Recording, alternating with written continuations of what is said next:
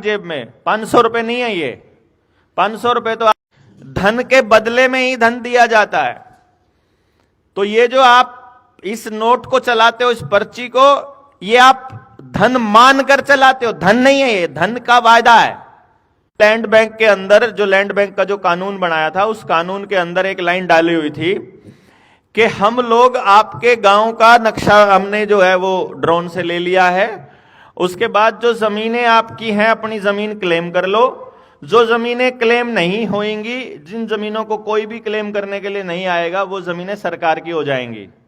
तो आपके गांव में कोई गांव छोड़कर पुराने समय में दूसरे किसी स्टेट में रहने चला गया, कोई बंबई चला गया, लाला जी, खाली पड़े मकान और खाली पड़े प्लॉट थे, वो सारे के सारे सरकार ने अपने नाम पे कर लिए, रजिस्ट्री करवा ली। उसके बाद जो सामूहिक जमीनें थी आपकी, उसको भी कोई क्लेम करने नहीं आया, किसी ग्राम पंचायत ने क्लेम नहीं की, तो वो सामूहिक जो जमीनें थी, जिसको किसी व्यक्तिगत किसी तरीके से अपनी जमीनें वापस ले सकते हैं, या तो किसी को मालूम हो कि वो जमीन किसके खानदानी मतलब पीछे खाते में किसके चढ़ी हुई है, वो सारे लोग इकट्ठे होकर के अपनी वापस मांगे। इसमें ज्यादा चांस ये है कि लड़ाई बजने के चांस हैं कि वो थी तो पंचायत की जमीन, अब वो चढ़ी हुई है उसके दादाजी के नाम पे ही, तो आएगी वो उनके पास, मुआवजा उनके पास आएगा। मतलब वो मुआवजे के लालच में फिर उसके ऊपर अपना एकाधिकार जताना शुरू कर सकते हैं। तो इसका दूसरा रास्ता फिर ये बनता है कि पूरे गांव को ये बात समझाई जाए कि ये गांव की जमीन है, अगर रजिस्ट्री सरकार को चालू रखनी ही है तो वापस गांव के नाम करवानी पड़ेगी वो जमीन की रजिस्ट्री। क्यों भाई, ग्राम पंचायत की जमीन है तो ग्राम पंचायत को वापस लेनी पड़ेगी ना। और उसमें फिर ग्राम सभा की मीटिंग हो बकायदा, ग्राम सभा की मीटिंग में, ग्राम सभा की वही मीटिंग जो है कामयाब बोली जाएगी कि ये ग्राम सभा की मीटिंग है जिसमें 70% गांव का आदमी शामिल हो, 70% कम से कम। और ग्राम सभा में कौन मेंबर होता है? जो भी 18 साल से ऊपर का व्यक्ति है, चाहे उसकी वोट बनी हुई चाहे नहीं बनी हुई है, 18 साल से ऊपर का हर आदमी ग्राम सभा का मेंबर होता है। तो हर उस बच्चे को वहां बुलाया जाए, उस बंदे को नहीं भी बुलाया जाए तो वहां उसके सिग्नेचर जरूर उस ग्राम सभा की मीटिंग में हो। 70% से ऊपर आबादी जो 18 साल से ऊपर की है, उसके सिग्नेचर करवा करके और गांव की उस जमीन का मालिकाना हक लेने के लिए एक सबसे पहले तो डीसी को इसकी अर्जी दी जाए। इस पे कोई काम नहीं होगा, ये हम पहले से आपको बता रहे हैं, क्योंकि बेईमान सरकार है जिनके हाथ में कठपुतली बनकर के ये खेल रही है। उन लोगों का मकसद, उन उद्योगपतियों का मकसद आपकी जमीनें लेना ही है, आपको गांव खाली करना ही है। अगला जो स्टेप है आपका गांव खाली करने का है। आपने अगर अपने हर कस्बे के आसपास की गतिविधियों को अगर थोड़ा सा गौर से देखा हो तो आपको पता चलेगा कि आपका जो भी कस्बा नजदीक में लगता है, उसके आसपास इन्होंने कुछ एरिया निकाला हुआ है जो रिहायशी क्षेत्र के लिए रखा है। तो वहां पर इन्होंने दीनदयाल उपाध्याय आवास योजना के नाम से एक नई योजना चालू की है, जिसमें ये किसान को भी पार्टनर बनाने को तैयार हो जाते हैं। बड़े बड़े बिल्डर आते हैं, वो किसान को बोलते हैं कि तेरे को इस पूरे प्रोजेक्ट में इतने % का हिस्सेदार दे देंगे, जमीन तेरी, ऊपर की इन्वेस्टमेंट हमारी, वो हम बैंकों से लोन करवा लेंगे। वहां बड़े बड़े 10 मंजिला, 8 मंजिला, 15 मंजिला कबूतर खाने बना दिए जाते हैं, जिनको वो लोग फ्लैट बोलते हैं।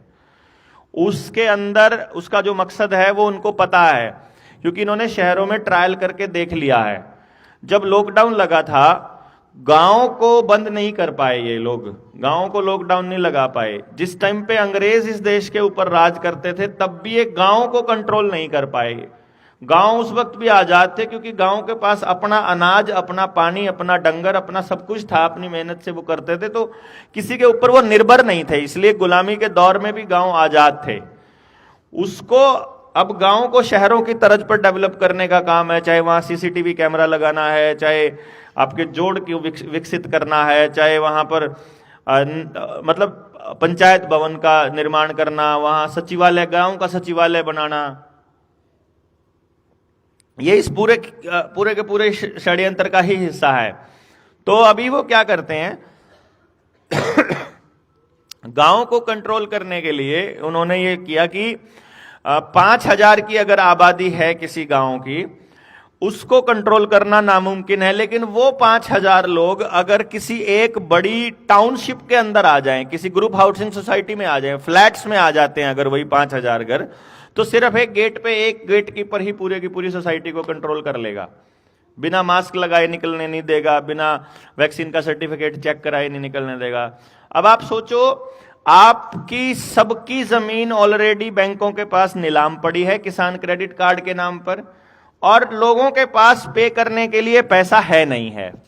जब आपके पास पे करने के लिए पैसा भी नहीं है और आपकी जमीन भी नीलाम हो चुकी है, अब सोशल क्रेडिट स्कोर लाने के लिए वो सीबीडीसी ला ही रहे हैं। आपके बैंक खाते वैसे ही बंद हो जाएं, उसके लिए उन्होंने पहले ही कानून बनाया कि बैंकों में रखा हुआ आपका जो पैसा है, पहले जब 2016 से पहले हमारे बैंकों में पैसा रखा होता था तो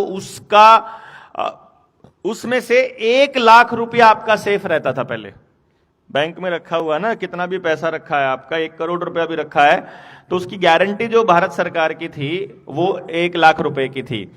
इन्होंने क्या किया कि 5,00,000 रुपए की गारंटी कर दी। अब ये मतलब अगर आपका बैंक को उड़ जाता है, अगर बैंक बंद हो जाता है, तो उस टाइम पर आपका केवल 5,00,000 रुपया सेफ है। तो 5,00,000 रुपए तक की अमाउंट आपकी सेफ्टी में रखी जाएगी, आपको गारंटी सिर्फ उतने का ही मिलेगा।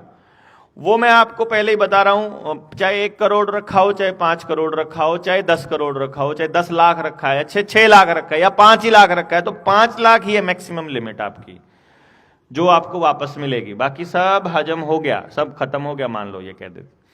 तो अभी क्या करेंगे कि मान लो बैंक उड़ जाते हैं, और या फिर आपको सबको वो सोशल उसमें ले आए, क्रेडिट स्कोर में ले आते हैं, जो कि ऑलरेडी हम लोग, मुझे ऐसा लगता है कि 80% आबादी, 80 के में 90% आबादी इस टाइम लोन पर है।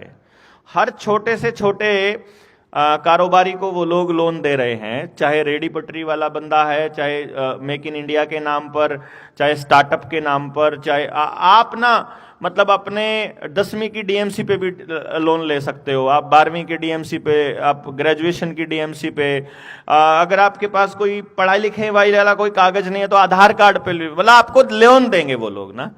और ऑब्वियसली उस लोन का हम लोग ऐसा जगह पर खर्च कर देते हैं जो कि हमें जरूरत नहीं थी। तो उसके बाद वो व्यक्ति, हर व्यक्ति इस पोजीशन में है इस टाइम पर कि वो लोन चुकता कर नहीं पा रहा। जिसने भी लोन लिया हुआ है वो कर ही नहीं पा रहा है। जो कर पा रहे हैं वो भी बड़ा मतलब मशक्कत कर पा रहे, मतलब बहुत जोर लग रहा है उनका उस लोन को चुकाने में। अगर वो लोन चुका रहे हैं तो फिर घर में झगड़ा भी हो रहा है, क्योंकि वो ये टोटे में तो नुकसान में तो मतलब घर के अंदर झगड़े बढ़ेंगे ही बढ़ेंगे। तो जब हर व्यक्ति को वो लोग उस स्कोर में लेकर के आ चुके होंगे, आपके पास अपनी जमीनों के अधिकार जब नहीं बचेंगे, तो आप और हम फिर बिहारियों की तरह या भिखारियों की तरह फिर हम बैठेंगे। मतलब जैसे बिहारी मैंने इसलिए बोला है क्योंकि बिहार से जो व्यक्ति हमारे यहाँ हरियाणा में आ रहा है काम करने के लिए, वो एक एक कमरे में 10-10 लोग एक साथ रहते हैं। उनमें से 5 दिन में, मतलब जो नेपाली आता है स्पेशली, वो इस तरह से रहते हैं कि 5 दिन में दिहाड़ी कर रहे हैं, 5 रात में कर रहे हैं, जिनकी ड्यूटी रात की है। कमरे में जगह 5 लोगों की है, लेकिन वो 10 लोगों ने लिया हुआ है और उसको शेयर करते हैं क्योंकि वो गरीबी है, घर में पैसा भेजना है। यहाँ से जो बच्चे हमारे अपना गांव छोड़कर, अपनी ज़मीनें बेचकर अमेरिका और कनाडा जा रहे हैं, वो भी वहाँ यही कर रहे हैं। जैसे यहाँ हमारे यहाँ बिहार से आया हुआ व्यक्ति कर रहा है, हमारे यहाँ से गया हुआ व्यक्ति अमेरिका कनाडा में यही कर रहा है। वो बच्चे वहाँ इकट्ठे रहते हैं एक एक मकान में शेयर करने के लिए, शेयर करने। कुछ लोग दिन में चले जाते हैं, रात को आ जाते हैं, कुछ रात की ड्यूटी देते हैं। वो इतना मेहनत करते हैं पैसा बचाने के लिए। वो पैसा उनको घर भेजना है, क्योंकि उनको लगता है कि हमारे इस डॉलर की वैल्यू, पाउंड की वैल्यू ज़्यादा है और वहाँ वो ज़्यादा रुपए में कन्वर्ट हो जाएंगे। तो उनका मकसद सिर्फ पैसा बचाने का रहता है। वैसे ही वो लोग आपको भी फिर, जब हमारे पास मकान अपना है नहीं, ज़मीन अपनी है नहीं, कर्जे में ऑलरेडी हैं, हम बड़े डिप्रेस्ड हैं, हमें तो सिर्फ रहने को जगह मिल जाए और हम कहाँ जाएं, फिर आप पूछोगे सरकार से आप कहाँ जाएं, तो फिर हर शहर के आसपास वो लोगों ने एक एक गांव को बसाने के लिए ये आवास योजना के तहत ये कबूतर खाने बना लिए हैं, पहले ही नहीं बनाए हैं तो बन रहे हैं हर जगह। तो आपको फ्लैट में शिफ्ट कर दिया जाएगा। उनमें से आप मैक्सिमम फ्लैट आप देखोगे इस टाइम खाली पड़े हैं, वो वहां कोई नहीं है। सोनीपत के आसपास चले जाओगे, वहां पर वो फ्लैट पिछले 10 सालों से खाली पड़े हैं, 15 सालों से। उनको उम्मीद थी कि वो 2024 तक जो है काफी सारे गांव को खाली कर देंगे। उस चक्कर में वो खेती के 3 कानून भी लेकर के आए थे। अगर आप खेती के 3 कानूनों को पढ़ लोगे तो आपको पता चल जाएगा। मेरी एक वीडियो है, उसमें आप डिटेल में जाकर के देख सकते हो। मैंने एक एक लाइन को एक्सप्लेन करके बताया था कि कैसे इससे नौकरी वाला बर्बाद होगा, कैसे इससे दुकानदार बर्बाद होगा। तो उसको वो प्लान बना चुके थे, लेकिन किसान आंदोलन ऐसा चला कि 26 जनवरी के बाद जो रुख बदला किसान आंदोलन का, और उससे फिर जो पूरा का पूरा हरियाणा पंजाब इकट्ठा होकर के लड़ा, उसकी बदौलत ये इनका जो स्कीम था, इनका जो प्लान था गांव को जल्दी से खाली करने का, ये पूरा नहीं हो पाया जमीनें हथियाने का। तो वो स्लो हो गई उनकी प्रोसेस, लेकिन वो अभी बंद नहीं हुई है। वो प्रोसेस सिर्फ स्लो हुई है। अब उनको विस्थापित करने का, गांव को विस्थापित करने का उनकी योजना चालू हो रखी है। इसमें वो क्या कर रहे हैं, आपके गांव के आसपास आपने नोटिस किया होगा कि ये लोग क्या करते हैं, ऊपर से ड्रोन से पूरा का पूरा मैप देखते हैं कि ये जो 10 गांव हैं, इनके 10 गांव में यहां बीच में अगर कोई शुगर फैक्ट्री लग जाए तो इस शुगर फैक्ट्री से उड़ने वाली जो राख है वो इन 10 गांवों को बर्बाद कर देगी ऑटोमेटिकली। उसकी जमीन में धीरे धीरे पड़ती रहेगी ना, वो परत बनती जाएगी। तो वो राख बेसिकली एक सीमेंट का काम करती है। वो उसी राख को वो लोग सीमेंट में भी यूज करते हैं वो लोग। तो उससे आपका स्वास्थ्य तो खराब होगा ही होगा, आपकी जमीनें भी खराब होंगी, आपका जीना दूभर हो जाएगा। उस शुगर फैक्ट्री की वजह से वहां स्मेल बहुत बुरी तरह से फैलने स्टार्ट हो जाएगी। तो या तो आपके गांव के उस दायरे में या तो शुगर मिल लगेगा, या फिर इथेनॉल की फैक्ट्री लग जाएगी, या कोई पावर प्लांट लग जाएगा, थर्मल पावर प्लांट लग जाएगा, या कोई न्यूक्लियर पावर प्लांट लग जाएगा जो वहां की नदी को, पानी को चूसने का काम करेगा बेसिकली। या फिर कोई डंपिंग यार्ड बन जाएगा। अगर और कुछ नहीं होगा तो डंपिंग यार्ड मतलब कचरे का ढेर बनाने के लिए उस जगह को वो लोग पॉइंट आउट कर लेंगे कि यहां हम कचरा फेंका करेंगे। असली मकसद है कि गांव में आपके पास कोई भी सुविधा ना रहे, ना आपका बच्चा गांव में पढ़ाई कर सके, ना आपके बच्चे को रोजगार मिल सके, ना गांव में आपके बच्चे को अच्छा माहौल मिले। इसके लिए आपके गांव में बाकायदा सरकार ने मतलब नशे के वो बना रखे हैं, स्टैंड बना रखे हैं। दारू के तो अलग हैं ही, दारू के तो ठेके ऑफिशियल हैं ही हैं। कुछ कोकीन के, चिट्टे के और मतलब स्मैक के इंजेक्शंस भी लगवाने वाले, वो पूरे के पूरे वो लोग जो हैं वो आपके गांव में मिलेंगे। आपको हर गांव में मिलेंगे। एक भी गांव में ऐसा कोई गांव नहीं मिलेगा जहां पर आपको मतलब कोई नशा नहीं है जो नहीं मिलता हो। हर नशा मिलता है वहां पर, और पुलिस को पता है सबको। वो ही लोग जो ये नशा का कारोबार करते हैं, यही लोग पुलिस के मुखबिर भी हैं। ये मुखबिर लोग मतलब पूरी कहानी बताते हैं। मतलब चाहे कोई झगड़ा हो जाए तो ज्यादा से ज्यादा उलझाए रखने के लिए, सौदेबाजी करने के लिए यही लोग सेटलमेंट करवाते हैं। कि मान लो हम 2 भाइयों का झगड़ा हो गया किसी का, तो जो चोर किस्म का है, यानी एक आदमी की आदत होती है दूसरे को परेशान करने की, तो जो परेशान करने वाला आदमी है वो नहीं, जो दुखी है बेचारा, परेशान करने वाले के साथ सेटिंग करते हैं कि मेरी पुलिस वालों के साथ सेटिंग है, आओ तुम्हारी सेटिंग करवाते हैं। तो पुलिस वाले भी हमेशा जो दबंग होगा, जो पैसे वाला होगा, या जो दुखी कर रहा है, उसी का साथ देंगे बेसिकली। मतलब जो तंत्र है वो भी उसी का देगा, ताकि जो दबा कुचला व्यक्ति है वो उसको महसूस करे कि मेरी सुनने वाला कोई नहीं है और मैं कमजोर पड़ा हुआ हूं। और आदमी एक एक कमजोर फील करे, अलग अलग कमजोर फील करता रहे, जिसकी वजह से वो बोलना ही ना सीखे, वो संगठित ही ना हो। इसीलिए आपके बीच में दूसरे मुद्दे डाल दिए जाते हैं जिसमें पार्टी बड़ा रोल है, जिसमें आप किस पार्टी के हो ये एक पॉइंट आ जाएगा। आपने सरपंची में किसको वोट दिया था, आपने मेंबर के इलेक्शन में किसको वोट किया था, फिर एमएलए एमपी के चुनाव में तुमने किसको वोट किया था, फिर आप कौन से धर्म को मानते हो, तुम मेरे वाले परमात्मा को मानते हो कि नहीं मानते हो, तुम मेरे वाले धर्मगुरु को मानते हो कि नहीं मानते हो। इस नाम पर फिर आपको सेपरेट किया जाएगा, अलग किया जाएगा, जो बाहुबली होंगे वो। तो इससे क्या होगा, समाज को संगठित होने का मौका नहीं मिलेगा। तो जो मतलब सत्ता में बैठे लोग हैं वो अपने प्रभाव का इस्तेमाल करके आपके लिए लगातार इस तरह का माहौल बनाते रहेंगे कि आप इकट्ठे ना रह पाओ। तो जब आप इकट्ठे नहीं रह पाएंगे, आपके पास फिर कोई ऑप्शन बचेगा नहीं, तो पैसा आप कमा नहीं पा रहे हो क्योंकि आपके पास कोई रोजगार नहीं है, जमीनें आपके पास नहीं है, अनाज आपके पास नहीं है। 80 करोड़ लोगों को अनाज घर पे बैठे वो दे ही रहा है फिलहाल के लिए, अभी बड़ी बड़ी बातें मारता है कि हम 80 करोड़ लोगों को अनाज दे रहे हैं। जब देश के पास देने के लिए अनाज नहीं बचेगा तब अनाज कहां से लेकर के आएगा वो इस 80 करोड़ लोगों के लिए। इसके विषय में शायद किसी ने कोई सवाल नहीं पूछा है कि एफसीआई के पास तो गोदाम में अनाज नहीं है, तो और नया अनाज एफसीआई स्टॉक में नहीं रख रही है, तो अब इसके बाद क्या होगा जब ये होगा। मतलब इधर से बीज हमारे ये हो जाए, पानी की हमारे यहाँ किल्लत हो जाए, या बिजली हमारे यहाँ नहीं आए। बिजली के लिए आपने देखा होगा पहले बिहार से खबर चली कि बिहार में कोयले की कमी हो रखी है, इसलिए बिजली का संकट आ सकता है। फिर खबर आई कि यूपी के अंदर आई, और फिर हरियाणा में भी खबरें आई। जैसे ही हरियाणा में खबरें आई, हमने जोर जोर से चिल्लाना शुरू कर दिया कि ये बिजली का संकट आएगा नहीं, ये लाया जाएगा, ये ऑलरेडी स्क्रिप्ट में है। हम आपको पहले से बता रहे हैं, ठीक है ना। मान लो अब जब आप बिजली के संकट की खबर आप सुनो तो समझो वो स्क्रिप्ट में है। स्क्रिप्ट में है तो आपको बोलना चिल्लाना पड़ेगा। जैसे ही आप चिल्लाओगे संकट नहीं आएगा, वो फिर कहेंगे देख बलारा झूठ बोल रहा था। मतलब उनको बेसिकली क्या करना है कि ये तो ऐसे ही बात करता रहता है, ये तो तब भी बोला था कि बिजली का संकट लेके आएंगे। बहुत आप जैसे कि किसी घर में मान लो बाय चांस, मैं इसको इसलिए बोल रहा हूं कि बोलना क्यों जरूरी है, कि घर में चोरी हो रही है फॉर एग्जाम्पल, और पिछले घर से चोरी करके चोर लेकर के आया हुआ है, एक गठड़ी ने रख दी उसने वहां, और आपकी अलमारी और तोड़न लग गया। आपको पता चल गया कि चोर इस टाइम पे चोरी कर रहा है, तो आपके पास दो ऑप्शन है। या तो आप इस बात से डर जाओ कि चोर के पास बंदूक है, डंडा है, चोर मार देगा और आपको जान की हानि हो जाएगी। दूसरा ऑप्शन यह है कि आप जोर से चिल्ला पड़ो चोर चोर चोर चोर चोर, तो क्या चांस है कि वह जो पोटली पीछे से चोरी करके लाया था वो भी छोड़ के भाग जाए।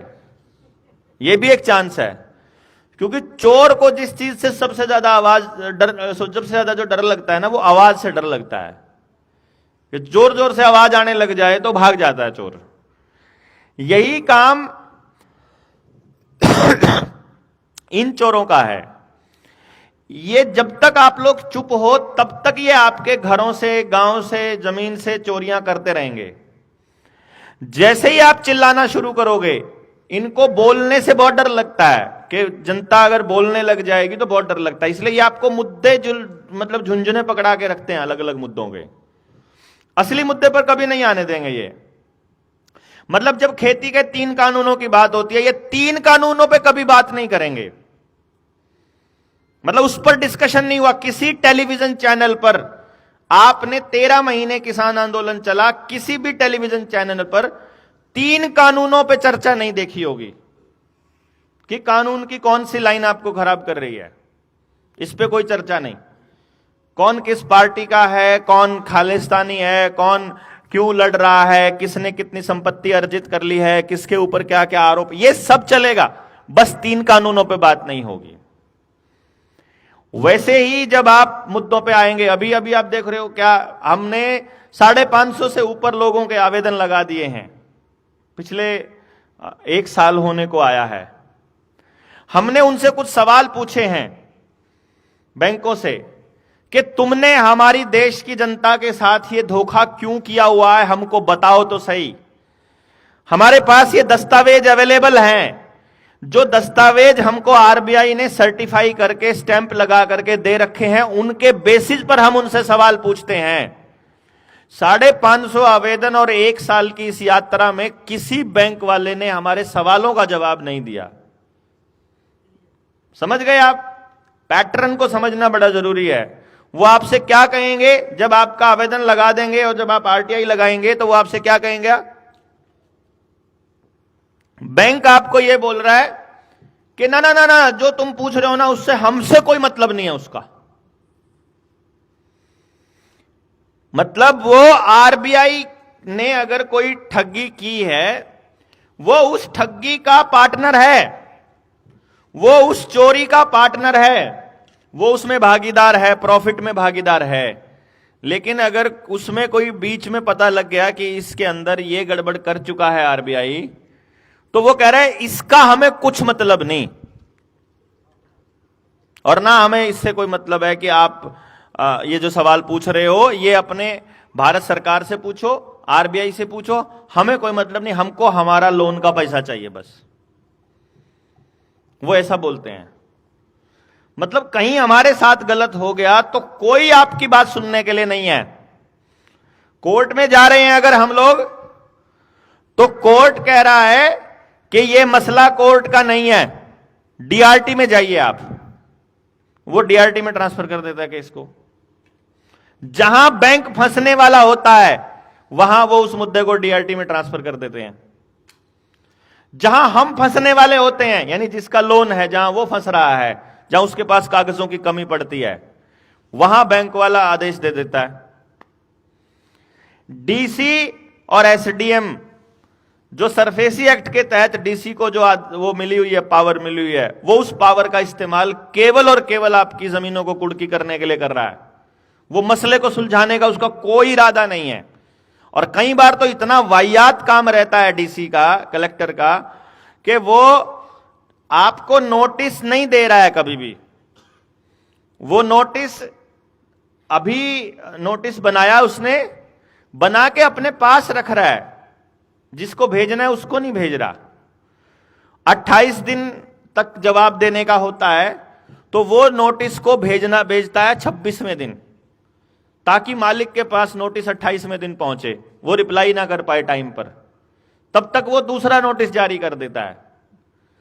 पहले 13/2 का भेजेगा, फिर 13/3 का भेजेगा, फिर तो चौथा तुम बोल ही देगा कि भैया तुमने जवाब नहीं दिया इसलिए क्या है, तुम्हारी जमीन कुड़की, जाओ। कलेक्टर वही काम कर रहा है जिसके लिए उसको बनाया गया था। जिला का जो कलेक्टर है, ये टैक्स कलेक्शन के लिए बनाए थे अंग्रेजों ने। यहां कोई डीसीबीसी का कोई पोस्ट नहीं होता था इस देश के अंदर। हमारे यहां कानून हमारे गांव का चलता था, हमारी सभ्यता और संस्कृति के हिसाब से हमारी पंचायत का चलता था। पंचायत ने जो कह दिया वो परमेश्वर ने कह दिया, पंच परमेश्वर इसलिए बोला जाता था। इन्होंने उस पूरे के पूरे स्ट्रक्चर को पहले खत्म किया, ताकि जब आपके पास हम लोग आए और हम आपसे कहें कि कलेक्टर की जरूरत हमको नहीं है भैया, जब हम आपको यह बताएं कि 1857 की क्रांति हुई तो 1860 में आईपीसी बना, भगत सिंह, सुखदेव, राजगुरु, मंगल पांडे एंड एटसेट्रा जितने क्रांतिकारी थे, उन क्रांतिकारियों को फांसी देने के लिए आईपीसी बना था, ताकि कागज को दिखा दिखा करके लोगों को मारा है इन लोगों ने, हरामखोरों ने। मतलब कागज दिखा दिया और कह दिया कि ये आतंकी हैं, तो आपने मान लिया, जनता ने घर बैठे बैठे मान लिया कि हां भगत सिंह आतंकी है, और आज भी कागजों में वो आतंकी है। वो तो हमने उसको शहीद बना के रखा हुआ है। कुछ लोग हैं जो पागल से लोग हैं, जो उनको अपना आदर्श मानते हैं। अब नेताजी सुभाष चंद्र बोस, जिसने अपनी सरकार अपने देश को दी, पहली आजाद देश की सरकार बनाई, आजाद हिंद सरकार, जिन्होंने अपनी सेना बनाई आजाद हिंद सेना, जिन्होंने अपना रुपया बनाया आजाद हिंद रुपया, वो व्यक्ति आज अंतरराष्ट्रीय युद्ध अपराधी है, पेपरों में, कागजों में अंतरराष्ट्रीय युद्ध अपराधी है। वो कोई शहीद नहीं है इस देश के लिए। वो इसी प्रकार से ना सुखदेव, ना राजगुरु, ना चंद्रशेखर आजाद और ना उन जैसे तमाम क्रांतिकारी लोग शहीद की श्रेणी में आते हैं। वो सब आतंकियों की श्रेणी में हैं आज भी। कागजों में, सरकारी दस्तावेज आज भी उनको आतंकी बोलते हैं। और ये 1861 में जो पुलिस का कानून आया, उसके बेसिस पर पुलिस बनी। फिर उसके बाद फांसियों का दौर चालू हुआ। उससे पहले सरकार, अंग्रेजी सरकार के पास ऐसी कोई हुक्म नहीं था कि वो किसी को फांसी तोड़ दे या कुछ कर दे। तो वो अपना आईपीसी लाए वो लोग, और फिर पुलिस का कानून लेकर के आए। और पुलिस का काम था केवल और केवल क्रांतिकारियों का दमन करना और अंग्रेजों की रक्षा करना। और आज भी पुलिस का एक ही काम है, अगर इधर से कोई वीआईपी आता है, वीआईपी मूवमेंट है, वो कह दे कि मुख्यमंत्री आ रहा है, आपको अपने घर से एम्बुलेंस में निकलने नहीं देंगे। वो आपको वहीं रोक करके रखेंगे कि पहले वीआईपी जाएगा तब आपके बंदे की जान की बात करेंगे, उससे पहले कोई चक्कर नहीं है, पीछे रखो एम्बुलेंस को। यानी आज भी पुलिस जो काम कर रही है वो एक ही काम कर रही है कि जो हुक्मरान बैठे हुए हैं, जो उन अंग्रेजों के दलाल बैठे हुए हैं सत्ता के अंदर, उनकी रक्षा करने का काम, जितने गांव में आपके नशे की तस्करी करने वाले लोग हैं उनकी रक्षा करने का काम, और आपके ऊपर दमनकारी नीतियों को अपनाने का काम। आप चले जाओ, आपकी सेवा के लिए नहीं बैठे वो, सेवा सुरक्षा सहयोग उनकी है, नशेखोरों की, सत्ता में बैठे लोगों की। आम इंसान को तो लठ ही मिलेंगे वहां से, पुलिस से। आपके फेवर की बात कभी नहीं करेगी पुलिस। साफ साफ लिखा हुआ है कानून के अंदर कि कोई भी पुलिस का कर्मचारी बैंकों की तरफदारी नहीं कर सकता। वो ना आपके घर का कब्जा दिलवा सकता है पुलिस, ना पुलिस बैंकों की तरफ बोल सकती है। बैंक सिर्फ पुलिस थाने में इत्तला करेगा कि हम अपना कब्जा लेने के लिए जा रहे हैं और आपको कानून व्यवस्था बनाए रखने के लिए हम इत्तला कर रहे हैं। तो थानेदार पुलिस वालों को भेजेगा सिर्फ आप लोगों को वहां पर कोई लॉ एंड ऑर्डर की स्थिति ना बिगड़े उसके लिए। लेकिन असलियत में पुलिस क्या कर रही है कि असलियत में पुलिस वहां जाकर के बैंकों की तरफदारी करके लोगों को घरों से निकाल रही है, पकड़ पकड़ के, धक्का देके निकाल रही है उनको घरों से, वहां हाथापाई कर रही है। तो वहां पर कोई व्यक्ति नहीं बोल रहा है वहां, क्योंकि किसी को मालूम ही नहीं है कि पुलिस नहीं कर सकती उसका साथ। अगर पुलिस बैंकों का साथ देकर बैंकों के लिए पैसे वसूली का काम कर सकती है, तो जो हमारे दस्तावेज हम जमा कराते हैं उसमें हमें बैंकों से लेना आता है, फिर वो भी दिलवा दे हमको हमारे वाला जो हमें लेना आता है पेपरों में। भाई हिसाब तो जो होगा हिसाब के हिसाब से तो होगा ना, जो हमको लेना आता है फिर वो भी पुलिस दिलवा दे, हम दे देंगे तुम्हारे को पैसा चाहिए तो। लेकिन ये व्यवस्था बनाई हुई है उन लोगों ने। तो मैं जो शुरुआत जो मैंने करी थी जिस बातचीत की वो ये थी कि जब आप पूरा गांव जब जाएगा अपना गांव की जमीन वापस मांगने के लिए, तो कलेक्टर आपके लिए नहीं बैठा है, वो आपके इस कागज के ऊपर साइन नहीं करेगा। लेकिन ये शुरुआत है। इससे क्या होगा कि जैसे ही आप अपनी ग्राम सभा की ऐसी कोई मीटिंग करेंगे और अपने गांव वालों से बोलोगे कि हमें अपनी जमीन लेनी है, तो दूसरे गांव में जो खबर जाएगी, आसपास के गांव में अखबारों में खबर जाएगी कि लोगों ने अपनी जमीन मांगनी शुरू कर दी है। तो इस आंदोलन की शुरुआत होगी बेसिकली, इससे लोग जागेंगे। इसमें गांव का एक भी ऐसा व्यक्ति नहीं होगा जो आपके इस आंदोलन को कमजोर मानेगा या कहेगा कि ये ठीक नहीं है। वो कहेंगे बिल्कुल सही डिमांड है भाई इन बच्चों की। और जनता सरकार मोर्चा इस आंदोलन को मतलब आने वाले वक्त में इसको लीड करेगा। इसमें कोई भी आप में से जो सुन रहे हैं, जहां दूसरी जगह पर ऑनलाइन सुन रहे हैं, वो सुन ले अपने गांव की जमीन बचाने के लिए। हम इस प्लेटफॉर्म को लेकर के आगे बढ़ेंगे अगर इस पॉइंट को, तो सारा गांव साथ आएगा। मान लीजिए एक गांव आया, उसको देखा लोगों ने, अखबार में पढ़ा या सोशल मीडिया पे देखा, और वहां से फिर उनके अंदर चेतना जगी, फिर दूसरे गांव भी जागेंगे, फिर एक कम्युनिकेशन सिस्टम बनेगा। उस कम्युनिकेशन सिस्टम में फिर हम लोग ये बैंकों वाले षड्यंत्र को भी पर्दाफाश करेंगे साथ में। तो पूरा गांव का गांव अगर कर्ज मुक्त होता हो, आप सोचो जरा, पूरा गांव कर्जे से मुक्त हो जाए, सबकी जमीन बैंकों की नीलामी से उठ जाए, सबकी गांव को वापस अपनी जमीन मिल जाए, और हमारे गांव को जल, जंगल, जमीन और जानवर, ये चार चीजों का फैसला हम अपने आप से लेने लग जाएं। जल, जंगल, जमीन और जानवर का फैसला हम खुद लेने लग जाएं, तो मेरे ख्याल से हम अगली पीढ़ी के लिए नई व्यवस्था बनाने की शुरुआत कर सकते हैं, जहां हमें सरकार की आवश्यकता ना हो, जहां हमें समाज की आवश्यकता हो। जब हमें समाज की आवश्यकता होती है ना, तो फिर हम आपस में नहीं लड़ते हैं। फिर हम एक दूसरे की मदद करते हैं। हम लोगों को एक दूसरे से अलग किया गया या महसूस कराया गया कि हमें एक दूसरे की आवश्यकता नहीं है। थोड़ा ठीक है, आवाज आप तक ठीक आ रही है? ये हमको महसूस कराया गया कि हमको एक दूसरे की जरूरत नहीं है। कैसे?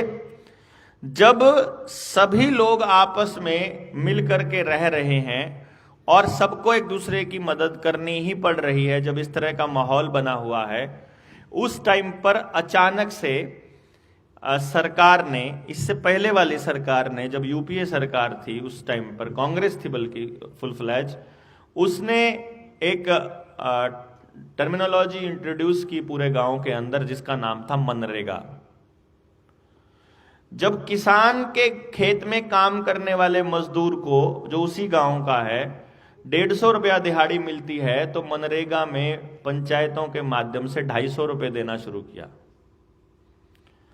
और ये बात किसी गांव को भी समझ में नहीं आई, किसी को भी समझ में नहीं आई कि जो मनरेगा में 3 महीने 100 दिन के करीब काम होता है जिसमें आपको देते हैं वो लोग, वो 100 दिन कौन से हैं, ये किसी को समझ में नहीं आए कि वो 100 दिन उन्होंने 50-50 दिनों में डिवाइड किए। 50 दिन बनते हैं लगभग 1.5 से पौने 2 महीना। ये 1.5 से पौने 2 महीने कौन से हैं? जिनमें आधा समय होता है पिछली फसल की कटाई का और आधा समय होता है अगली फसल की बुआई का। यानी जब किसान को सबसे ज्यादा मजदूर की जरूरत पड़ती है, जिस टाइम किसान को मजदूर की जरूरत पड़ रही है, उसी टाइम मजदूर को ज्यादा दिहाड़ी देकर के मनरेगा में बुला लेगी सरकार। तो किसान को अब मजदूरी करने के लिए मजदूर नहीं मिलेगा। उधर से मजदूर गाली दे रहा है किसान को, उधर से मजदूर गाली दे रहा है किसान को कि किसान मेरे को कम दिहाड़ी देता है, और इधर से किसान गाली दे रहा है मजदूर को कि ये दिन के तो मुंह जो है ना फ्री के पैसे लगे हुए हैं, काम करके राजी नहीं है ये तो उससे क्या हुआ? किसान और मजदूर आपस में एक दूसरे से टूटा, उसको भी पैसा मिलना शुरू हो गया। तो अब वो अनाज नहीं लेता है किसान से, अब वो पैसे लेता है काम के बदले में, क्योंकि पैसे में उसे फायदा नजर आता है। और फिर जब वो पैसे लेता है तो ये पैसे की शुरुआत हो गई कि जब आपके लिए इंपॉर्टेंट काम नहीं है, जब आपके लिए इंपॉर्टेंट अनाज नहीं है, पैसा हो गया। फिर हर आदमी को पैसे के पीछे लगा दिया। अब जो पैसे में ट्रांजैक्शन करते हो उसका एक हिस्सा टैक्स के रूप में सरकार को देते हो, और सरकार फिर लोन दे करके बड़ी कंपनी को दे देती है। लास्ट में वो कंपनी के पास ही जाना होता है। अगर आप आपस में सामान का लेन देन करोगे तो आपको सरकार को टैक्स देने की जरूरत नहीं पड़ेगी, लेकिन अगर आप कैश में लेन देन करोगे तो आपका हर व्यक्ति हर ट्रांजैक्शन में सरकार को टैक्स देगा, और सरकार उस टैक्स के पैसे को उद्योगपतियों को देगी। आपके लिए कुछ नहीं आएगा वापस।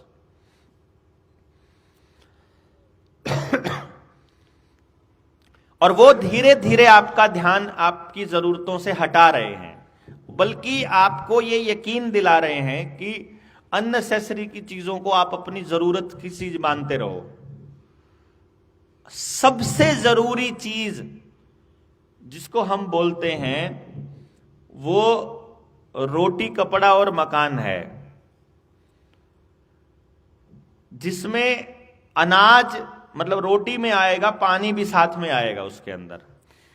मतलब रोटी और पानी सबसे इंपॉर्टेंट चीज है, और किसी का भी ध्यान पूरे समाज में रोटी और पानी की आत्मनिर्भरता की तरफ नहीं है। अनाज आज के टाइम पर बिना कंपनी के संभव नहीं है। यानी कंपनी अगर बीज आपको बांझ दे देगी तो उसको खा कर अगली पीढ़ी नपुंसक और बांझ हो जाएगी। साइलेंट भी तो कर सकते होंगे, इसने साइलेंट वाला बटन नहीं इसका। समझ गए ना आप? मतलब कंपनी आपको बीज जैसा देगी, बीमारी वाले उसके अंदर इंजेक्शन लगा के भेज देगी, बीमार पड़े तो लग जाओगे आप लोग। पहले भी इन्होंने पूरा खेल खेला है। आपके गांव में कुएं में ये लोग दवाई डालने आते थे कि आपका पानी साफ करेंगे। आए थे पानी दवाई डालने के लिए, सफाई की, पता चलता है कि गांव में, पूरे गांव में चेचक हो गया, पूरे गांव में हैजा हो गया, पूरा गांव बीमार हो गया। जब पूरा गांव बीमार हो जाता है, पूरा गांव ठीक होने की तरफ चलता है, जब ठीक होने ही वाला था तो ये लोग अपना इंजेक्शन ले आते हैं और अखबारों में छाप देते हैं बड़ी बड़ी खबर कि जी इंजेक्शन लगा के बचा लिए, नहीं तो सारा गांव मरता है। अभी कोरोना के केस में यही नहीं हुआ। आप लोगों ने पूरा खेल अपनी आंखों के सामने देखा है कि नहीं देखा है? ठीक है, सब कुछ अपनी आंखों के सामने देखा। कितनी सच्चाई थी, कितना झूठ था, कितना फ्रॉड था, कितना बड़ा स्कैम था, कितना बड़ा स्कैंडल था। लेकिन जो होर्डिंग लगी हुई है वो बता रही हैं आपको, सरेआम चिढ़ा रहा है वो खड़ा होकर के, तुम बेवकूफ हो, तुम्हें हमने खुल के बेवकूफ बनाया और तुम अभी भी नहीं बोल सकते। पेट्रोल पंप पे लगी हुई जो वो कह रहा है कि फ्री में मैंने वैक्सीन दी है, वो आज भी कुछ पेट्रोल पंपों पे लगी हुई चिढ़ा रही है पूरे देश को वो होर्डिंग्स। पहली बात, वो फ्री नहीं थी। जिस कंपनी ने बताया, आदर पूनावाला ने बताया कि एक डोज बनाने में पानी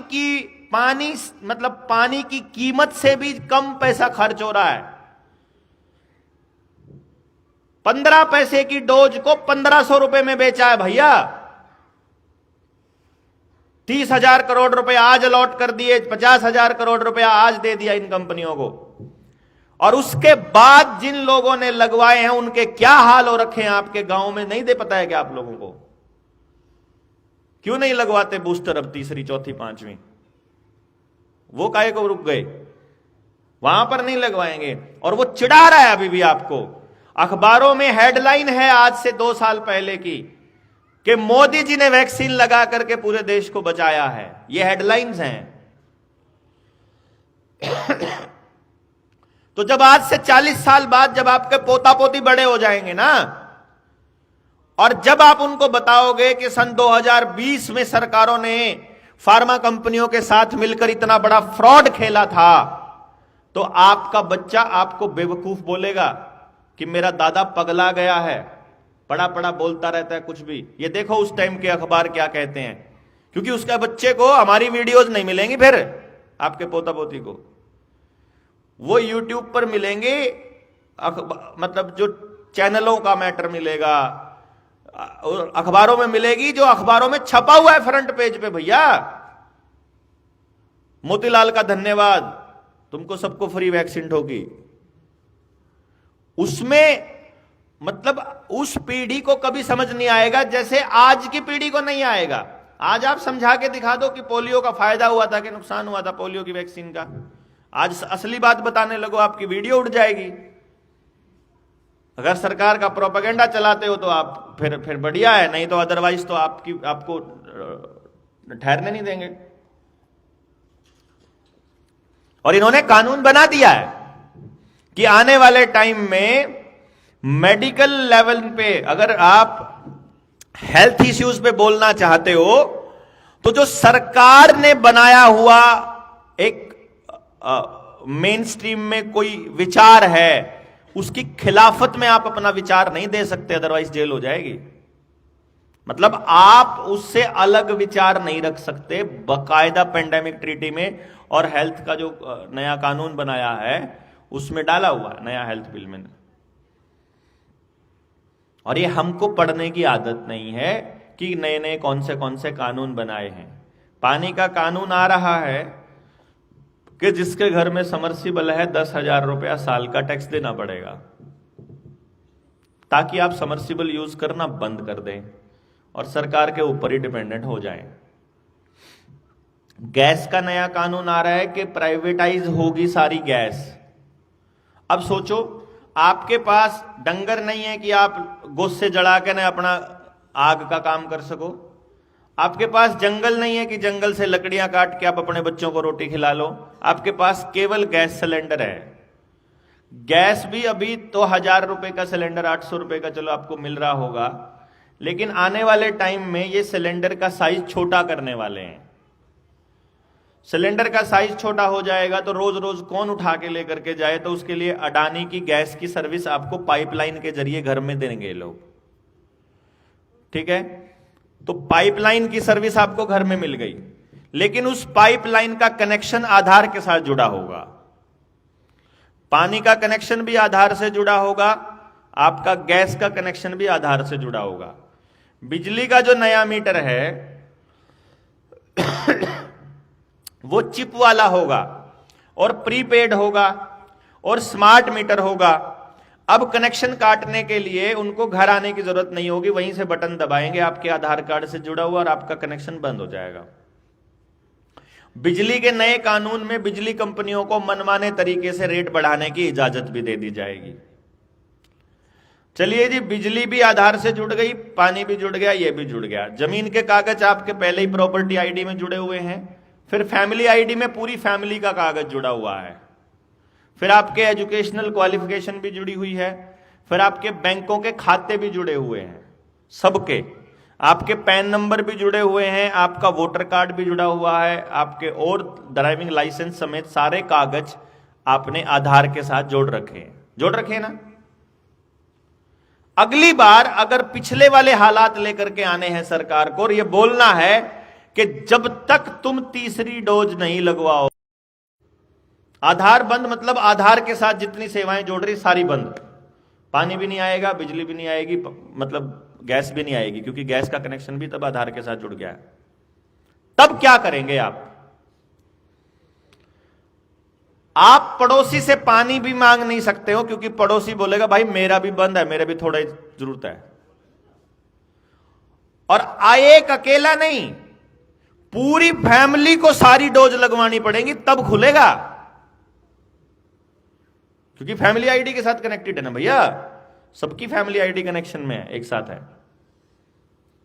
तब आपके पास क्या इलाज है, क्योंकि अब आपके पास अपनी लकड़ी, अपने गोसे, अपने डांगर, अपना पानी कुछ नहीं है। Now what? आपको नजर आ रहा है मैं जो दिखा रहा हूं आपको तस्वीर, गांव में भी खत्म हो चुका है सारा कुछ सीन, और अब कुछ तो बड़े गांवों में भी पाइपलाइन का कनेक्शन आ रहा है। अब आप सोचो कि वो कह रहा है कि गैस का सिलेंडर आप 1000 रुपए का लेकर आते हो, वो 1 महीना चलती है, लेकिन जो पाइपलाइन वाली गैस है वो 300 रुपए की गैस फूकती है सिर्फ पूरे महीने में। आप कौन सी लगवाना पसंद करोगे? वो जो आपसे करवाना चाहते हैं वो आसान हो जाएगा बस अपने आप, ऑटोमेटिक। सही गलत से नहीं उनको मतलब है, उनको पता है कि हमें इनको किस चीज के लिए पुश करना है। वो कहें ये काम आसान है, ये मुश्किल है, तो आसान करो ना। बैंक में जाकर 3 दिन चक्कर काटकर 5 लाख रुपए लेकर आना मुश्किल है, लेकिन घर बैठे बैठे ऑनलाइन ट्रांजैक्शन करना आसान है, तो वो आपको आसान की आदत डाल रहे हैं।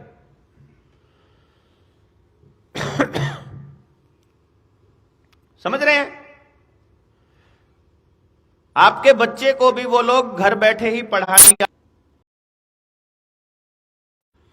अब आपके ऊपर है कि आप अपने बच्चों को कैसा भविष्य दे रहे हो। मैंने तो आपको यह बता दिया कि आपके पड़ोस में जो दुकानदार आपके बच्चे को सामान दे रहा है खाने का, वो प्योर जहर है, प्योर स्लो पॉइजन है वो। अभी भी आप अब उस दुकानदार को नहीं समझाओगे तो भैया मेरे से मैं तो क्या ही कह सकता हूं, हैं?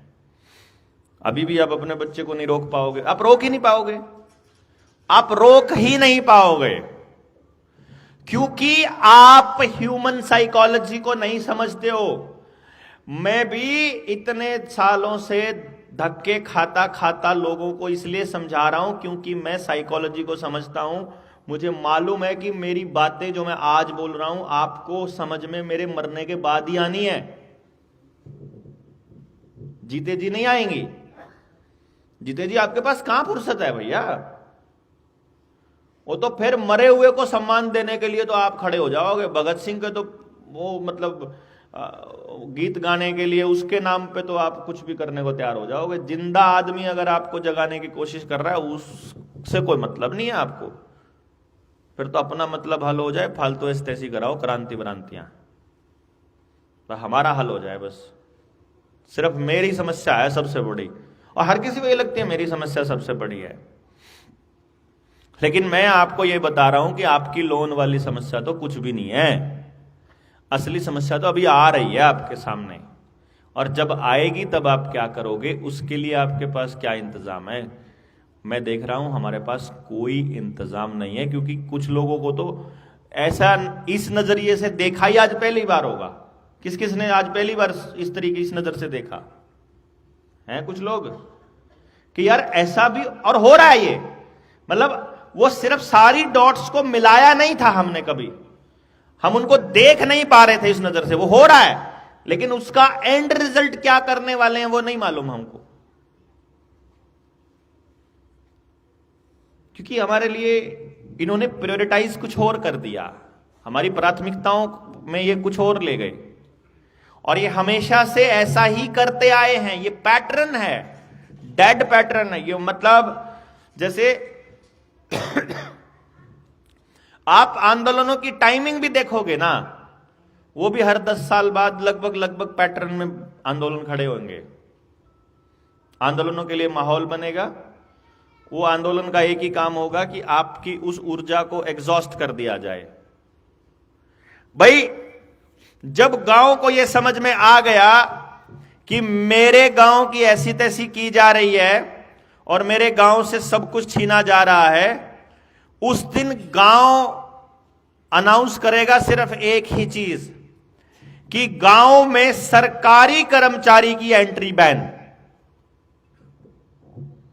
जो सरकारी शब्द है ये बैन। जब तक गांव अपने आप अपने लेवल पर इंडिपेंडेंट होकर सरवाइव करना नहीं सीखेगा, तब तक आप इनसे नहीं जीत सकते। ये आपको लड़ाने के, आपको भिड़ाने के, आपको मजबूर करने के, आपको कमजोर करने के बहाने ढूंढते रहेंगे और रास्ते भी ढूंढते रहेंगे। नई फैसिलिटी आ रही है, मालूम है आपको? आपके गांव में ओयो के कमरे दे सकते हो आप, शहर वाले लड़के लड़कियों को, पता है? हाँ, इब्बे तो कुछ भी नहीं भाई, कानून आएगा, हमारी बेटी ओयो के कमरे में आएगी और हम कुछ नहीं कर पाएंगे, क्योंकि कानून संरक्षण कर रहा है भैया उसको। वो 16 साल से ऊपर की हो चुकी है, अब वो अपनी मर्जी से शारीरिक संबंध बना सकते। हाँ, बस ब्याह नहीं कर सकती 21 से पहले।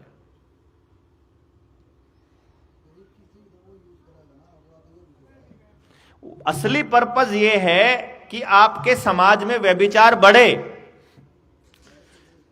जो बच्चे छोटे छोटे बच्चे हैं उनके कार्टूनों के अंदर LGBTQ की प्रमोशन की जा रही है, यानी उसमें लड़का लड़के को किस कर रहा है, लड़कियां लड़कियों को कर रही हैं। तो जो आप मतलब बड़े खुश होते हो कि बच्चे हमारे लड़के लड़कों में खेलते हैं और लड़कियां लड़कियों में खेलती हैं, उनके दिमाग को भी करप्ट करने किया जाने लग रहा है।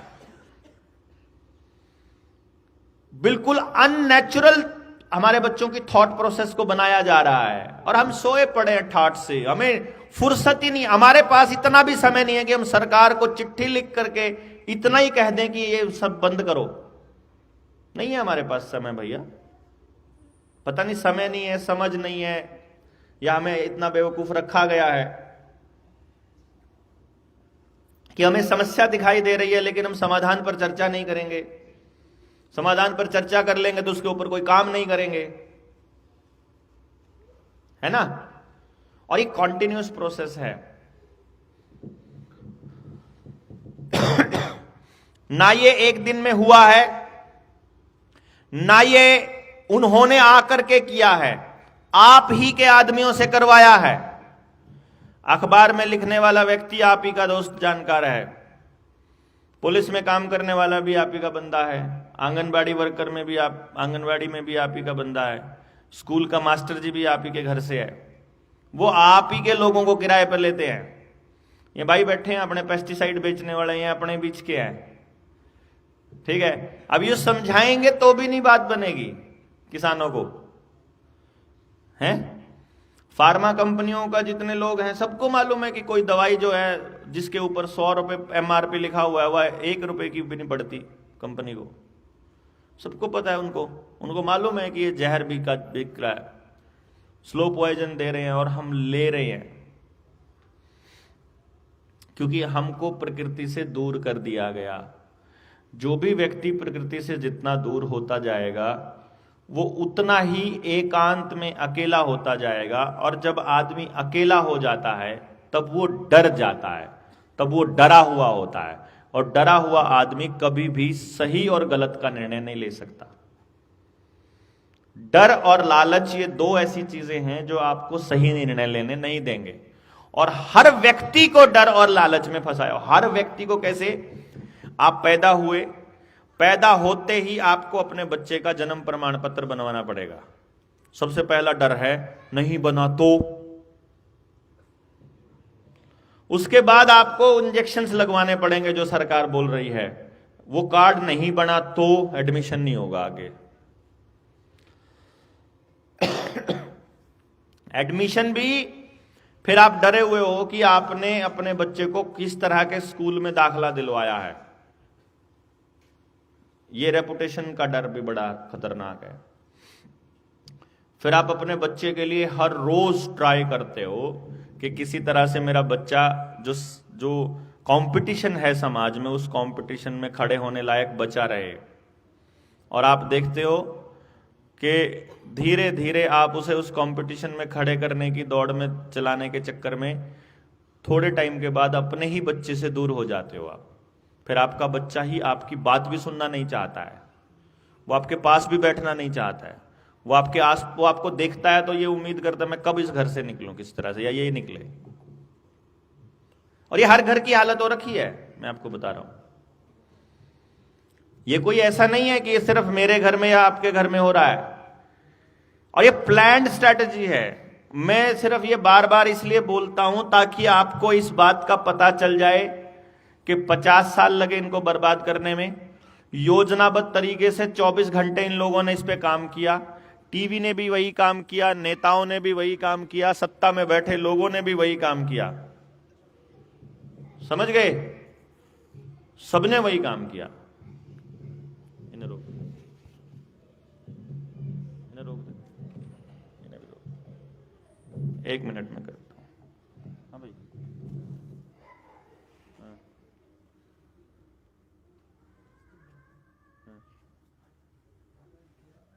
हाँ हाँ, कड़े की बात है यार। क्यों? क्या हो रहा है? कौन है ये? हाँ हाँ, तो दुगने का क्या मतलब है? ना ना ना,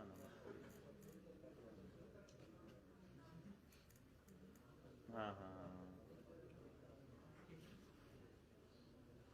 ना ना ना, मतलब ही 1.5 घंटा किसको खराब हो गया?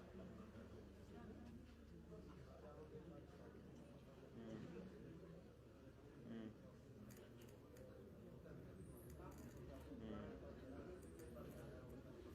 हाँ बोला।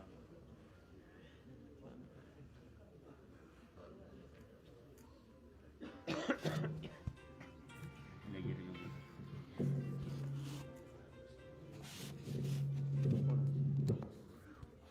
घर पे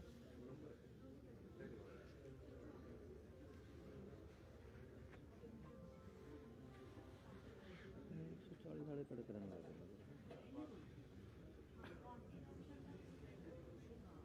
लोन देना तो ब्लॉग निकला पहली बार गलती।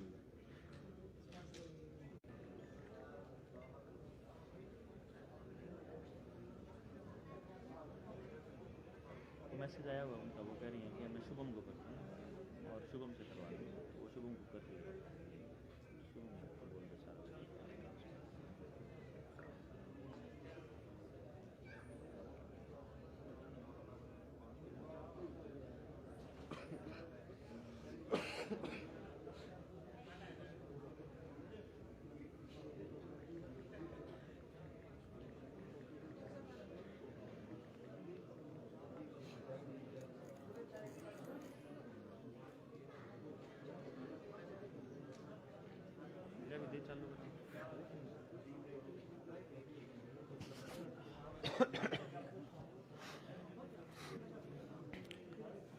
तो आप सबके सामने दो ही ऑप्शंस हैं अब। या तो आप इस प्रोपेगेंडा में फंसे रहें और वैसे ही चलने दें जैसे चल रहा है, या चीजों को ठीक करने के लिए दिमाग लगाना शुरू करें। और ठीक एक ही रास्ता है, सिर्फ एक ही रास्ता है ठीक, वो ये कि हम जो भी खर्चा करें या जो भी हम काम करें उसका लाभ सबसे ज्यादा अपने पड़ोसी को होना चाहिए, अपने गांव को होना चाहिए, अपने समाज को होना चाहिए। ये पहला नियम अगर हम लोग दिमाग में रखें कि मेरा गांव कैसे बचेगा, गांव नहीं बचेगा तो देश भी नहीं बचेगा। गांव से देश है ये। अब अपने को गांव बचाना है तो गांव की सभ्यता बचाना सबसे पहले है काम। गांव का जो कल्चर है उससे गांव बनता है।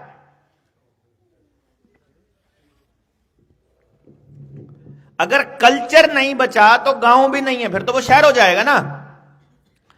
कितने सारे गांव हैं जो इन्होंने क्या किया कि शहर को एक्सपैंड करने लगे तो आसपास के गांवों को खा गए ये लोग। और ये यही करने वाले हैं। आप देखोगे दिल्ली से जब एनसीआर चली है, जब दिल्ली का एरिया चला है, तो वो चलते चलते रास्ते में पड़ने वाले हर गांव को खाता चल रहा है। वो गांव खत्म हो रहे हैं। फिर रही सही कसर, वो दूसरे बड़े गांवों को नगर पालिका में कन्वर्ट करके कर रहे हैं। वो गांव को कहेंगे कि हम तुम्हारे को म्युनिसिपल कॉरपोरेशन बना देते हैं। कॉरपोरेशन से क्या होगा? बहुत फायदा है। क्या फायदा है? रेट बढ़ जाएंगे जमीनों के। सिर्फ एक ही फायदा बताते हैं वो, रेट बढ़ जाएंगे, यहां मार्केट आ जाएगी, कंपनियां आ जाएंगी। लेकिन वो ये नहीं बताएंगे कि आपको पानी का भी किराया देना शुरू कर देना पड़ेगा उसी दिन से। आपका टैक्स भी बढ़ जाएगा, आपका प्रॉपर्टी टैक्स भी लगना शुरू हो जाएगा, स्वच्छता का न्यारा टैक्स लगना स्टार्ट हो जाएगा। अब आप गाय भैंस नहीं रख पाओगे गांव के अंदर, क्योंकि वो म्युनिसिपल कॉरपोरेशन में आता है। अब वो वहां अब शहर के नियम चलेंगे, वहां गांव के नियम चलेंगे नहीं। वहां चौकी भी आ जाएगी, वहां आपको नशे की तस्करी का थोड़ा अवेलेबिलिटी बढ़िया हो जाएगी। अब आपकी अब नशा आपको अच्छे सोफिस्टिकेटेड तरीके से मिलेगा।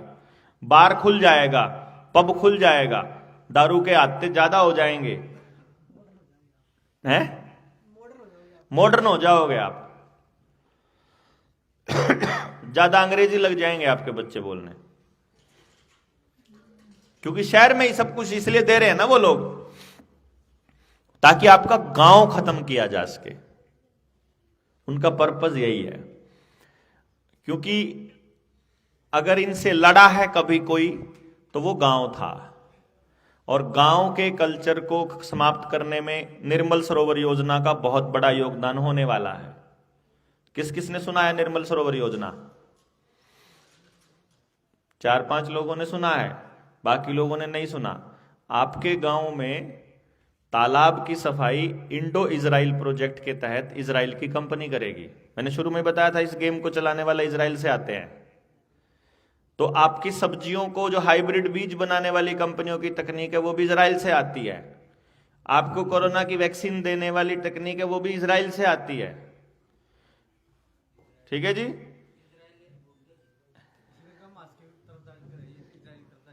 हैं? इसीलिए ना गेम चल रहा है। हमारा विदेश मंत्रालय जो है वो फिलिस्तीन के सपोर्ट में है, लेकिन हमारे प्रधानमंत्री मोतीलाल जी जो हैं वो इजराइल की सपोर्ट में है।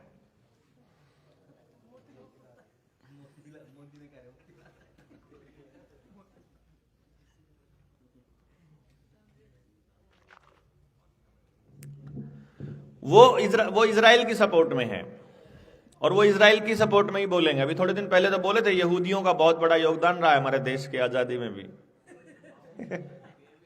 भाई वही आजाद करके गए थे जाते वो, यही योगदान है, साइन उनके हुए थे। अब आप ये देखिए कि निर्मल सरोवर योजना का मैं आपको बताता हूं। वो गांव के सरोवर को साफ करने के लिए इजराइल की कंपनी आएगी। वो कंपनी उस जोहड़ के आसपास इंटरलॉकिंग वाली टाइलें लगाएगी, नए पेड़ लगाएगी, ओपन जिम बनाएगी, बूढ़ों के लिए बैठने का स्पेस बनाएगी, वो बड़ी टोपी सी वाला वो जगह बनाएगी, जैसे अच्छी जगह होती है ना पार्कों के अंदर बैठने के लिए, कि यहां बैठ के हा कर सके। वह शहर वाले लोग करा नहीं करा, हा उन वैसे तो हंसने को मिलता नहीं बेचारों को कभी, तो वो जाके वहां नकली हंसी हंसते हैं। फिर वो तो वो बनती है, फिर वो बोलते हैं कि ऐसा सब होएगा, और उस एरिया के अंदर फिर मतलब साफ सुथरी जगह, अच्छी लाइटें, शानदार लाइटनिंग। आपको भी बताओ कौन बुरा मानेगा भाई, इस बात को कोई बुरा कह देगा? गलत बात है यार। लेकिन वो जोहड़ को कंपनी सफाई करेगी तो कंपनी को वैसे ही मिल जाएगा जैसे टोल टैक्स लगाने के लिए कंपनियों को रोड पे मिल जाता है। जो भी रोड बनाती है कंपनी, वो रोड टोल टैक्स लगा सकती है। अब जो कंपनी आपका जोड़ साफ करेगी वो वहां आमदनी के लिए मछली पालन कर सकती है, झींगा पालन भी कर सकती है, उसको परमिशन मिल जाएगी। झींगा पालन और मछली पालन होगा। अब उस मछली की खपत के लिए अगर वहीं पे कोई बाहर रेस्टोरेंट भी बनने लग जाए उसी जोड़ किनारे, क्या दिक्कत है फिर बताओ?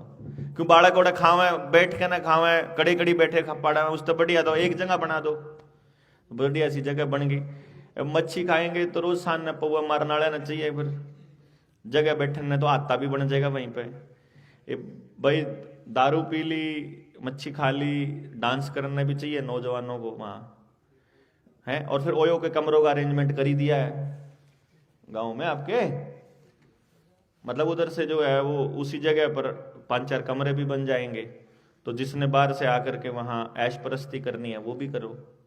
असल में आपके गांव को रंडी खाना बनाने का प्रोजेक्ट है ये, ठीक है। अब ये प्रोजेक्ट नहीं समझ में आ रहा अगर गांव को, तो गांव की गलती है। लेकिन समझ में आएगा कब? जब आप गांव को जाकर बताओगे, जब भी तो समझ में आओगा मेरे भाइयों। हमारे जैसों में तो जितने समय रहता है वो समय सारा दिन इसी काम पे लगे रहा हम तो। इसीलिए तो यह फौज तैयार करने लग रहे हैं कि यार तुम लोगों को बताना पड़ेगा, आप लोगों को जगाने पड़ेंगे लोग बाग। थोड़ा बताया जाओ, ज्यादा बताया जाओ, थोड़ी सी इतना लंबा ना बताया जाओ तो, लेकिन मैं ये कहता हूं बता दो। मैं ये नहीं कहूंगा कि आपकी बात को लोग मान लेंगे और मान के आज ही क्रांति कर देंगे, लेकिन बस ये ध्यान रखना है आपको कि आपके गांव के आसपास अगर कोई बरगद का पेड़ खड़ा हो जो सबसे ज्यादा घना हो, जिसकी सबसे ज्यादा छां आती हो, तो उसका पता करोगे किसी टाइम पे वो बीज था इतना सा छोटा सा, किसी वक्त कभी 100 साल पहले, 200 साल पहले, 300 साल पहले वो इतना घना पेड़ नहीं था। कोई भी पेड़ जिसका फ्रूट आज आप खान लग रहे हैं वो कभी एक फ्रूट ही था, बस उसकी गुठली से ही आज इतने सारे फ्रूट निकल रहे हैं। तो हम ये कह रहे हैं कि आज जो हम बात गांव के लोगों के दिमाग में बीज रूप में डाल देंगे ना, जिस दिन उनको दिखना शुरू हो जाएगा कि वो हमारा नाश हो लिया, उस दिन तो खड़े हो जाएंगे कम से कम। नहीं तो अगर वो 10 साल बाद सोचना शुरू करेंगे तो फिर कब चालू होएंगे, कब एंड तक पहुंचेंगे? फिर तो 57 में क्रांति स्टार्ट हुई थी, 1947 में जाके इन्होंने ट्रांसफर ऑफ पावर करा है, तो 90 साल लग गए इस क्रांति में ही लग जाएंगे। तो इसलिए ये संख्या बढ़ानी पड़ेगी, लोगों को बताने की, जगाने की। उसी जोहड़ के ऊपर वैसे ही बैरियर लगेगा जैसा बैरियर टोल टैक्स पे लगा हुआ है, क्योंकि कंपनी कहेगी हमारा खर्चा पूरा नहीं हो रहा, तो सरकार कहेगी थोड़ा टोल डांगरा ने पानी पियाण का ले लो। डांगरा के काना पे फास्टैग हमने पहले ला दिए हैं, जैसे गाड़ियों पे फास्टैग लगते हैं, आपके डंगरों पे भी फास्टैग लग चुके हैं। उस डंगर का फास्टैग आपके आधार के साथ जुड़ा हुआ है और आपका आधार आपके बैंक खाते से जुड़ा हुआ है। तो डंगर पानी पीवेगा ओढ़े, पीछे कटेंगे खाते में पे।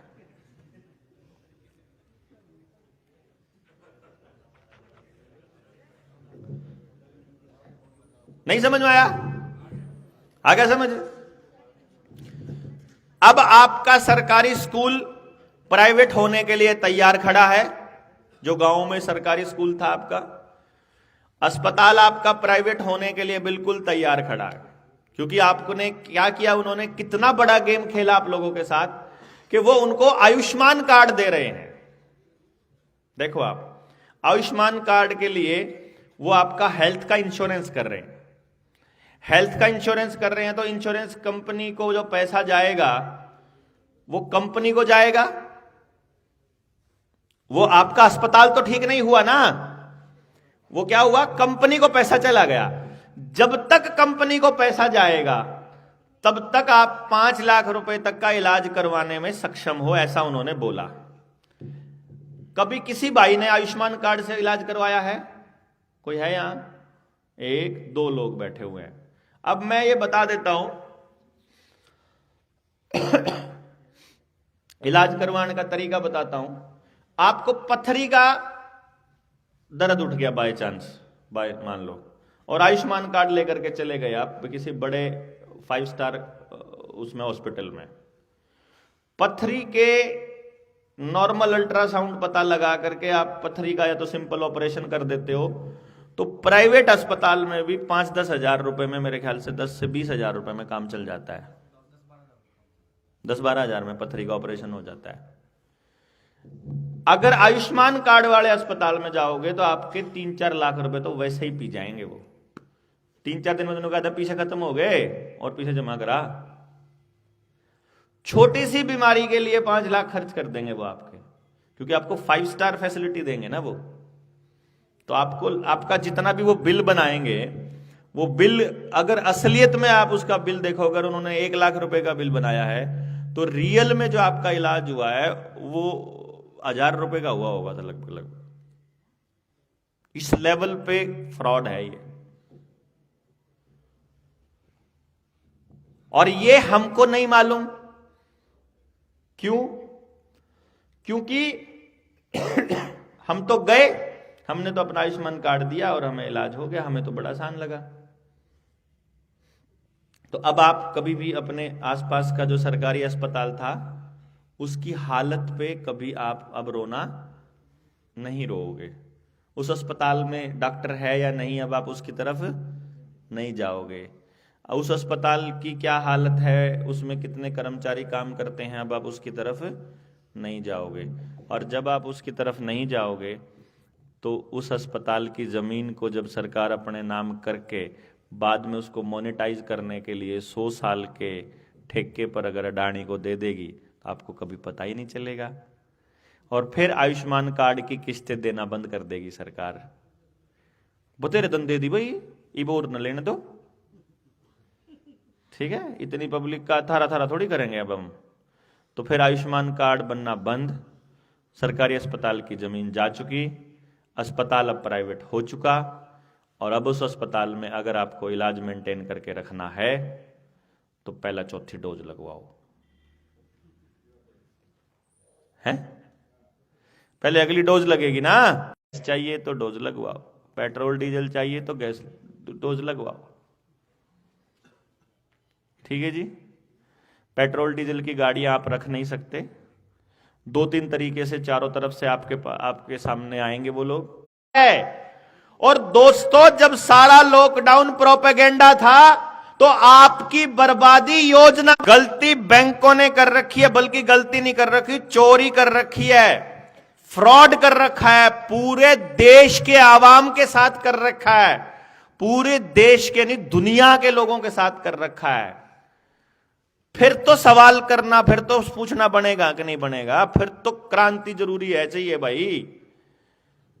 बस चक्कर यो है कि जिनके लिए हम कर रहे हैं अगर वही नहीं उठेंगे फिर तो हमारे तो ऐसा बने। हमारे साथ तो कई बार ऐसा बन लिया कि जिसकी लड़ाई लड़न चले थे पता चलता है वो पीछे से ही सेटलमेंट करके बैठ जाता है।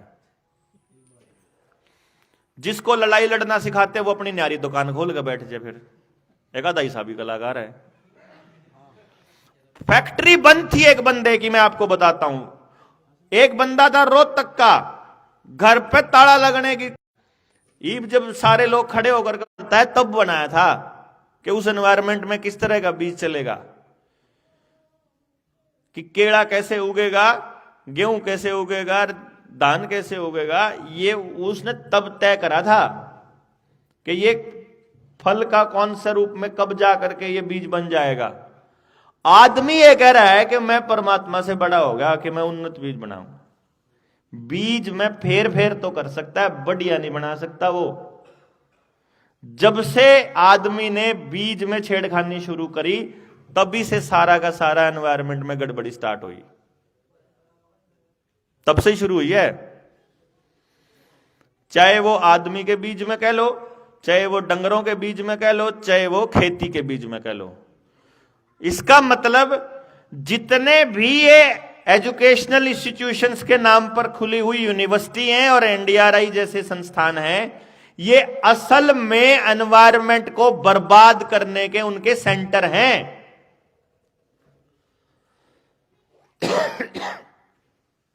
1996 में भेड़ का क्लोन बना चुके हैं, ये पता होगा आप लोगों को।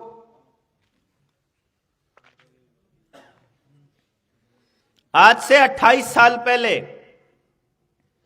अगर ये भेड़ का क्लोन बना चुके हैं, वो तो आपको बताया भेड़ का क्लोन बना चुके हैं, वो आदमी का भी बना चुके हैं। ये रिसर्च सेंटर इन लोगों ने अपने सारे गलत काम करने के लिए बनाए हुए हैं और किसी भी एक व्यक्ति को कोई पूरा नॉलेज कभी नहीं देंगे ये लोग। वहां अगर एनडीआरआई में कोई एग्रीकल्चर यूनिवर्सिटी से एग्रीकल्चर किया हुआ बंदा बैठा हुआ है तो उसको बस इतना ही काम देंगे, इससे फालतू नहीं, तो दूसरी डिवीजन में तेरा कोई काम नहीं जानेगा। यही होता है ना जी।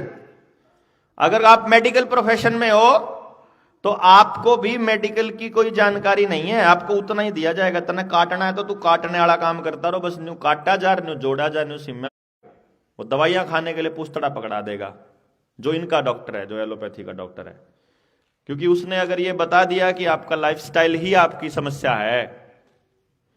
आपका कंप्यूटर पे बैठना, आपका मोबाइल को उठा करके रहना आपके सर्वाइकल का कारण है, ये बात अगर डॉक्टर ने बता दिया तो पूरा प्रोपेगेंडा फेल हो जाएगा, है? उसकी दुकान कहां से चलेगी? तो वही इजरायली लोग हैं कि हम लोग बात करते हैं जो इस पूरे के पूरे खेल को संभालते हैं। अल्टीमेटली अगर गांव के स्ट्रक्चर को बचाना है तो गांव के पास अपना सामूहिक पानी, गांव के पास अपने डंगर और अपना जंगल, यह होना सबसे ज्यादा जरूरी है। अगर ये नहीं तो गांव आज तो कल बर्बाद होने वाले हैं। गांव बर्बाद हो गया, आपका इकोलॉजिकल सिस्टम उन कबूतर खानों में शिफ्ट होना ही पड़ेगा। और सरकार ने 2.5 लाख एकड़ जमीन को पहले से ही पॉइंट आउट कर लिया है, जिसमें वो ग्लोबल विलेज बनाने की तैयारी कर रहे हैं केएमपी के आसपास। ग्लोबल विलेज का मतलब यह है कि जितने भी गांव उजाड़ेंगे आपके, वो सारे गांव उजड़ करके वहीं जाएंगे रहने के लिए, बसने के लिए, उसके एमपी के आसपास के एरिया में। इधर जमुना किनारे जो है वो माइनिंग खूब चली हुई है, तो वहाँ की ज़मीनें वैसे ही, मतलब मैं तो इस रोड पे देखता हूँ कि जिस तरीके की मतलब ट्रकों की आवाजावी है, जो वहाँ सड़कों का हाल है, मतलब कमाल ही है लोगों का। आदमी भी डेड होए पड़े, सड़कें नहीं।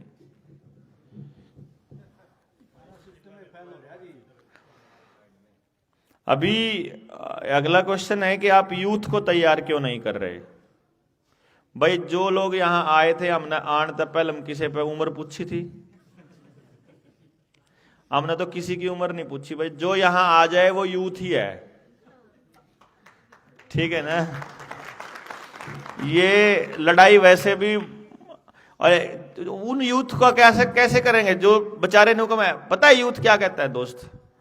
यूथ एक ही बात कहता है, आप ना बस छोटी वीडियो बनाया करो। मगर कितनी की वीडियो बनाऊं? मगर इन्हें सुन लिए, इसमें इतनी 3 घंटे की कौन सुनेगा? भाई बात जब 3 घंटे की है, समझ में तो पूरी तभी आएगी। देख भाई आप सोचो, अगर मैं 1 घंटे का भाषण आपके गांव में आके दे जाता, आपको समझ में आती है सारी बातें? पल्ले ही नहीं पड़ना था। सारी चीजें एक दूसरे से जुड़ के देख ही नहीं सकते थे अगर आप। आधी बात एक भाई ने बताई, दूसरी ने बताई, फिर तीसरे ने, फिर चौथे ने, फिर उन सारियों को आपस में कनेक्ट करके देखोगे तो समझ में आओगे, ओ तेरे की इतना बड़ा सांग चल रहा। और इसको आप मतलब ये सर्वाइवल की लड़ाई है असलियत में। इसमें कोई हम किसी राजनीतिक पार्टी का सपोर्ट और विरोध तो करते नहीं है, क्योंकि हमें तो पता है कि सारी राजनीतिक पार्टियां उनके पालतू कुत्तों की तरह बिहेव करती हैं। अब मोतीलाल को इसलिए ज्यादा बोला जाता है क्योंकि वो सत्ता में है। जो सामने बैठा होगा यार, उसी को जो इंचार्ज होगा उसने ही कमांगे हैं। कोई गलती हो जाएगी, कुछ गड़बड़ हो जाएगी तो जो इवेंट का इंचार्ज है उसी से बोलेंगे, वो इसीलिए उसको बोला जाता है बस।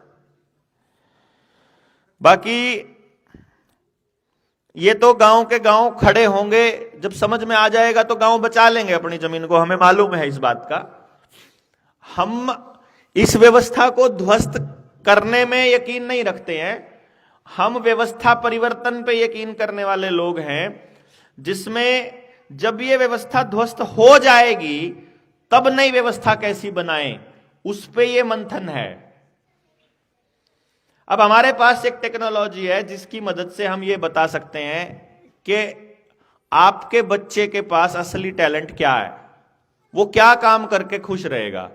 मान लो आपको बता दिया कि आपका बच्चा ये काम करके खुश रहेगा, उस तरह के कामों को के लिए उस बच्चे को तैयार करना, और फिर उसका इकोनॉमिक मॉडल बना के दे दो कि समाज में ये बच्चा जिएगा कैसे जीवन भर। इतना ही तो काम है ना गांव समाज का। और अगर ये व्यवस्था पूरा गांव हर बच्चे के लिए कर ले तो क्या दिक्कत है। तो जो भाई इतने लिखा हुआ है कि मुझे कैसे पता चलेगा अपने बारे में, उसके लिए मैं ग्रुप में आपको वो लिंक भेज दूंगा, जो ग्रुप आपने बनाया होगा यहाँ की ट्रेनिंग के लिए, मैं उसके लिए भेज दूंगा भाई को, आपको वो ग्रुप भेज देगा कि वो एक ट्रेनिंग है, अपनी बेसिक ट्रेनिंग है एजुकेशन की, जिसमें ब्रेन को समझने की एक प्रोसेस है, उसको मैंने बेसिक एक्सप्लेन किया हुआ है। वो उसको सुन लीजिए, आपको मालूम पड़ना स्टार्ट हो जाएगा कि मेरे जो मतलब दिमाग है इसमें क्या क्या खासियत है और क्या क्या कमी है। जब आप अपने गांव के लिए इस प्रोजेक्ट को लेना शुरू करोगे तो आपके गांव के यूथ को ट्रेनिंग देने के लिए, उनको समझाने के लिए और इस विषय पर आगे कैसे प्रोजेक्ट को बढ़ाएं, इसके लिए जितनी भी सेवाओं की मेरी जरूरत पड़ेगी वो सारी की सारी फ्री ऑफ कॉस्ट होती है। मतलब उसमें क्या रहता है, व्यक्तिगत आपको अपने फायदे के लिए चाहिए, अपने बच्चे के लिए चाहिए, उसके लिए तो पे करना पड़ता है, क्योंकि उसी से मेरा घर चलता है। नहीं तो लोग नु कह देंगे कि न तो फंडिंग मिला भाई है। कई लोग कहते हैं भाई इसका भी तो परिवार कैसे चलता होगा। तो मेरा उसी से चलता है मेरा परिवार, मेरा घर। और उसमें भी मैंने लिमिट रखी हुई है कि मेरे पास बचत नहीं होती है, सेविंग नहीं होती है। सेविंग करने लायक नहीं करता मैं काम, उतना ही करता हूं, पहले खर्चा करना होता है फिर कमाना होता है। एक क्वेश्चन है, रोनाथ गांव जो आज भी गुलाम है उसके बारे में। रोनाथ गांव का तो क्या, ये मसला लंबा है। मतलब अंग्रेजों ने अभी भी उस गांव के नाम पे कोई जमीन नहीं रखी हुई है। हांसी में है शायद ये गांव ना, हांसी के पास ही है। और इस पे भी बहुत बार, अभी तो शायद उस पर कुछ सहमति बनी है सरकार की कि उसको आज़ाद घोषित करेंगे और उस पर करेंगे। उसको अभी भी उसी गुलामी वाली ही कैटेगरी में रखा हुआ है।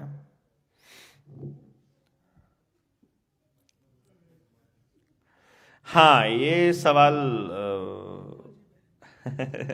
एक भाई का आया है जिसका भी है कि जो पुरानी बातें आगामी समय में उभर कर सामने आ रही हैं, क्या इन सब बातों का सरकारों को पता नहीं है? और अगर पता है तो क्या सभी सरकारें एक जैसी हैं?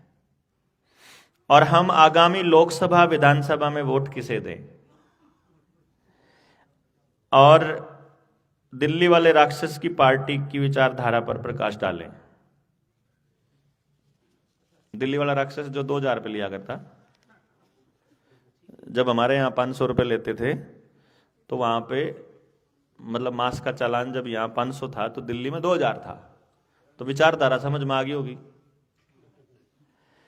यहां डॉक्टर अस्पतालों में सबसे कम डॉक्टर मरे, दिल्ली के एलएनजेपी में सबसे ज्यादा डॉक्टर मरे।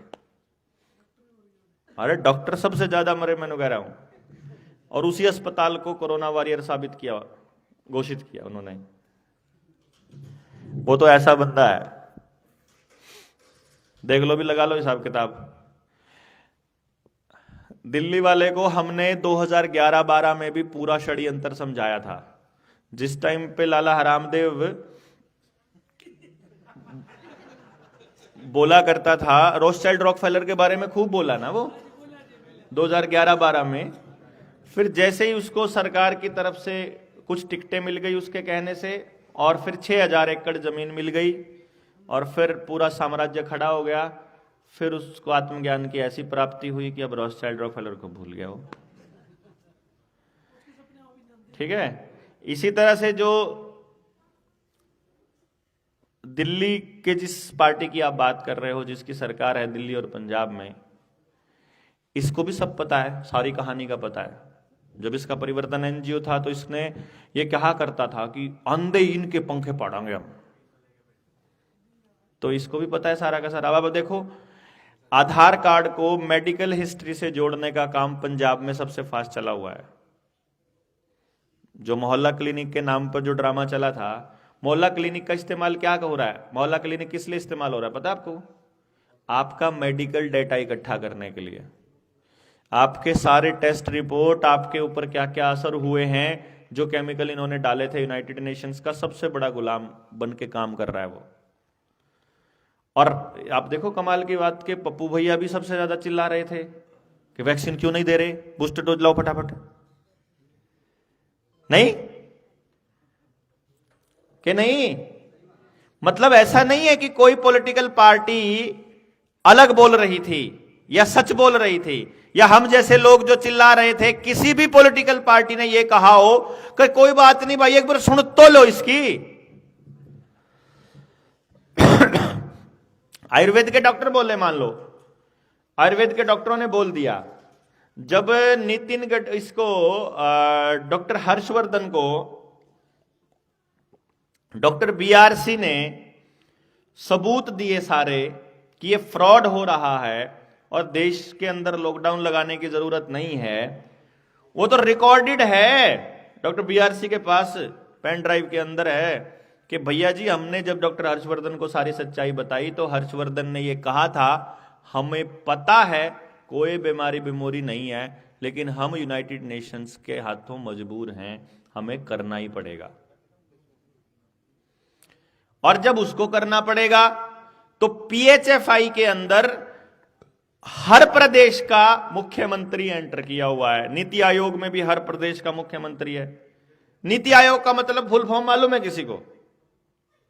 नीति आयोग एक जने को पता बस खाली, हाँ हाँ, national institute for transforming India. लोग नीति आयोग को प्लानिंग कमीशन समझते हैं, है ना? अभी तक आप नीति आयोग को नहीं सोचते थे ना, प्लानिंग कमीशन का नाम बदल दिया होगा। प्लानिंग कमीशन को तो भंग कर दिया इन लोगों ने और नीति आयोग बनाया, जिसके अंदर जिसका जो मालिक है नीति आयोग का वो बिल गेट्स है, और सारे उद्योगपति उसमें निर्णय लेते हैं और उन उद्योगपतियों की पॉलिसीज को इंप्लीमेंट करने का काम देश का प्रधानमंत्री और मुख्यमंत्री को करना पड़ता है, क्योंकि मुख्यमंत्री एसेंशियल रूप से वहां का मेंबर है नीति आयोग का, और यह अमली जामा पहनाना पड़ता है। वैसे ही जैसे आरबीआई को हर निर्णय लेने का, जो भी नोट से संबंधित और जो अगला जो डिवैल्यूएशन से रिलेटेड जो निर्णय लेने का अधिकार है वो केंद्रीय बोर्ड को है, सेंट्रल बोर्ड ऑफ डायरेक्टर्स को, और सेंट्रल बोर्ड ऑफ डायरेक्टर्स में बैठा हुआ है नंदन नीलकेणी, आनंद महिंद्रा, रतन टाटा जैसे लोग। यानी आपके लिए पॉलिसीज नहीं बनती हैं। पॉलिसीज किन के लिए बनती हैं? जिनकी कंपनियों में इजरायलियों का पैसा इन्वेस्टेड है। कहीं आपको यह लगता हो कि रतन टाटा और आनंद महिंद्रा ये अमीर लोग हैं, अंबानी अडानी अमीर लोग हैं, आपने देखा था ना, एक हिडनबर्ग की रिपोर्ट आई और अडानी का 13 लाख करोड़ रुपया डूब गया था रातों रात। अडानी का नहीं डूबा था, आप सब नॉर्मल लोगों का डूबा था। उनको तो पता होता है कि अब डूबने वाला है, तो पहले अपने स्टॉक निकाल लेते हैं। डूबता आम जनता का पैसा है। पिछले 9-10 सालों में एक ही काम हुआ है, या तो आपका पैसा बैंकों में गया है या आपका पैसा किसी ना किसी बड़ी कंपनी में चला गया है। यानी जो देश के अंदर 3-4 पिलर बनाए जा रहे हैं पैसों के लिए, सारा पैसा केवल वहां स्टॉक है। आम इंसान के पास पैसा स्टॉक में नहीं है। और सारी पॉलिटिकल पार्टियां एक सिरे से बिल्कुल एक जैसी हैं। क्योंकि पॉलिटिकल पार्टी का स्ट्रक्चर हमारे देश के संविधान का भी नहीं है और हमारा भी नहीं है। दूसरी बात आपने पूछी थी कि विधानसभा में और लोकसभा में हम वोट किसे दें, तो इसके लिए हम बहुत ही स्ट्रांग, हमारे पास फौज थोड़ी है में यदि हम इस तरह का माहौल बना पाए कि हर गांव से 5 कैंडिडेट चुन लिए जाएं, एमएलए और एमपी के 5 कैंडिडेट पूरा गांव चुन ले, 10 चुन ले, 15 चुन ले, और उसके बाद पूरी विधानसभा के सारे कैंडिडेट्स को मिला करके देश को वो पूरी ट्रेनिंग देकर उनको लोकसभा में भेजा जाए। ऐसा व्यक्ति जो, मान लो अब पूरी की पूरी विधानसभा से 350 बच्चे चुने हमने, उन 350 में से पेपर लेकर पर्ची डाल के किसी तरह से एक पे सहमति बना लो कि एक आपके बीच का व्यक्ति आ जाए, बजाय इसके कि पॉलिटिकल पार्टियों का कोई गुलाम आए, आपके बीच का व्यक्ति चुने। क्योंकि आपकी वोट ना तो प्रधानमंत्री चुनती है ना मुख्यमंत्री चुनती है, आपकी वोट चुनती है आपका एमएलए और एमपी। तो वो कैसे चुना जाए, वो किन मुद्दों पर चुना जाए, इस पर लंबी बहस का विषय है ये। तो अगर मान लो हमारे पास लोग होंगे कि गांव ग्राम सभा हमारी बात मानने लग जाए तो हम इस मिशन को आगे बढ़ा देते, नहीं होंगे तो भैया अब हम कुछ नहीं कर सकते। फिर हम कैसे कह सकते हैं कि आप किसको वोट डालेंगे। मैं तो इतना ही कहूंगा कि चाहे आप 10 लोग हैं चाहे 50 लोग हैं, अगर ईमानदार लोग आपके बीच हैं, अच्छे लोग हैं, वो किसी भी पार्टी से ना हो, चाहे उसको देना वोट, क्योंकि आपका वोट एमपी एमएलए ही चुनता है। हाँ, किसी गधे को देख करके किसी सुअर को चुन लोगे या ऐसे कर लोगे तो गड़बड़ हो जाएगी, फिर तो यही गड़बड़ है। या पैसों में चुन लोगे, उधर से किसी को देख करके इधर चुनना है तो कोई तुक भी नहीं है। सर अभी पंजाब में चुने ही है लोग, अपने लोगों में से ही चुने हैं? पंजाब में अपने लोगों से ही चुने हैं। नहीं जी, पंजाब में पार्टी ने जिन लोगों को चुना उनको चुना है। पार्टी ने चुना है, लेकिन वो लोग एक्टिविस्ट ही थे ना, उनमें से एक्टिविस्ट नहीं थे ज्यादातर, वो पिछले चुनाव में थे। अब की बार सरकार में एक्टिविस्ट नहीं है अंदर, गुलाम है अब की बार ज्यादा। या तो पैसे वाले हैं तो लालाजी हैं, या गुलाम प्रवृत्ति के हैं। पंजाब में तो पंजाब में अगर वो एक्टिविस्ट चुन लेते, बुला ले हमको, बताए कि आए वो कोई पॉलिटिकल पार्टी करते हैं पूरा पंजाब को कर्ज मुक्त करो भाई, आजाद क्रांतिकारी हो तुम, आओ। अब वो तो कोई है कि नहीं है, तो आरबीआई को सीधा इंग्लैंड का बता रहे हैं।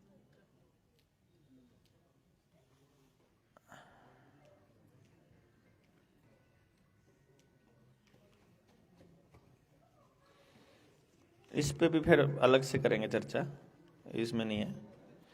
ऑलमोस्ट सारे क्वेश्चन आपके हो गए हैं, जिनके नहीं हुए हैं उनसे मैं बात कर लूंगा। 1-2 लोग हैं, मुझे लगता नहीं है कि वो सबके काम के हैं। जैसे उत्तराखंड वाला पानी वाला है, और दूसरा एक साथी का है कि जो जेएसएम के अंदर कोई जिम्मेदारी को लेकर के है। और किसी का कोई सवाल नहीं बचा है तो उस पे हम रुपए वाले मसले पर सुबह हम बातचीत करेंगे। सुबह इसके ऊपर हम चर्चा करेंगे पूरी डिटेल में। इसमें हम के बैंक वालों से आप क्या बात करोगे वो भी आ जाएगा। आपने नंबर नोट कर लिया है सबने, है ना? उस नंबर पर आप अपनी डिटेल भेज देंगे। कोई कागज ना, किसी को एक्सप्लेन करने की जरूरत, जैसे अभी एक साथी थे वो आप मेरे पास कागज लेके आ रहे थे, जरूरत नहीं है। वो आपका आवेदन ऑलरेडी लगा हुआ है, आपका धारा 80 का लगना है, वो लग जाएगा।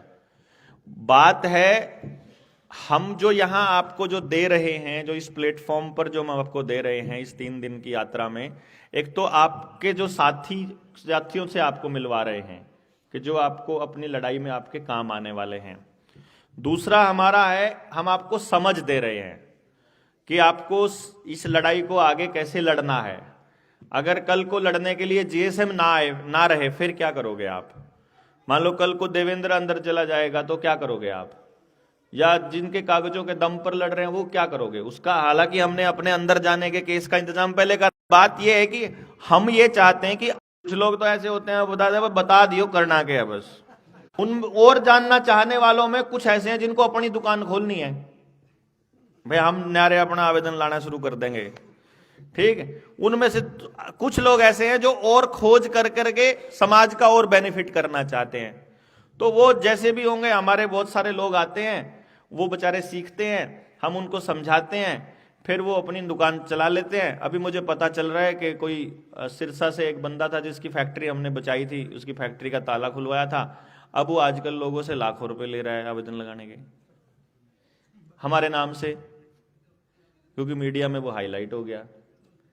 अब हमें पता चल रहा है कि यार उसने 70,000 एक जने से ले लिए, 1 लाख रुपए एक जने से ले लिया, 70,000 2 लोगों से ले लिए। मैं कह ले यार पिता भाई, हम तो क्या 5-5 हजार रुपये दे दो यार, 10,000 रुपये दे दो। लोग अपना अलग ही स्वैग है।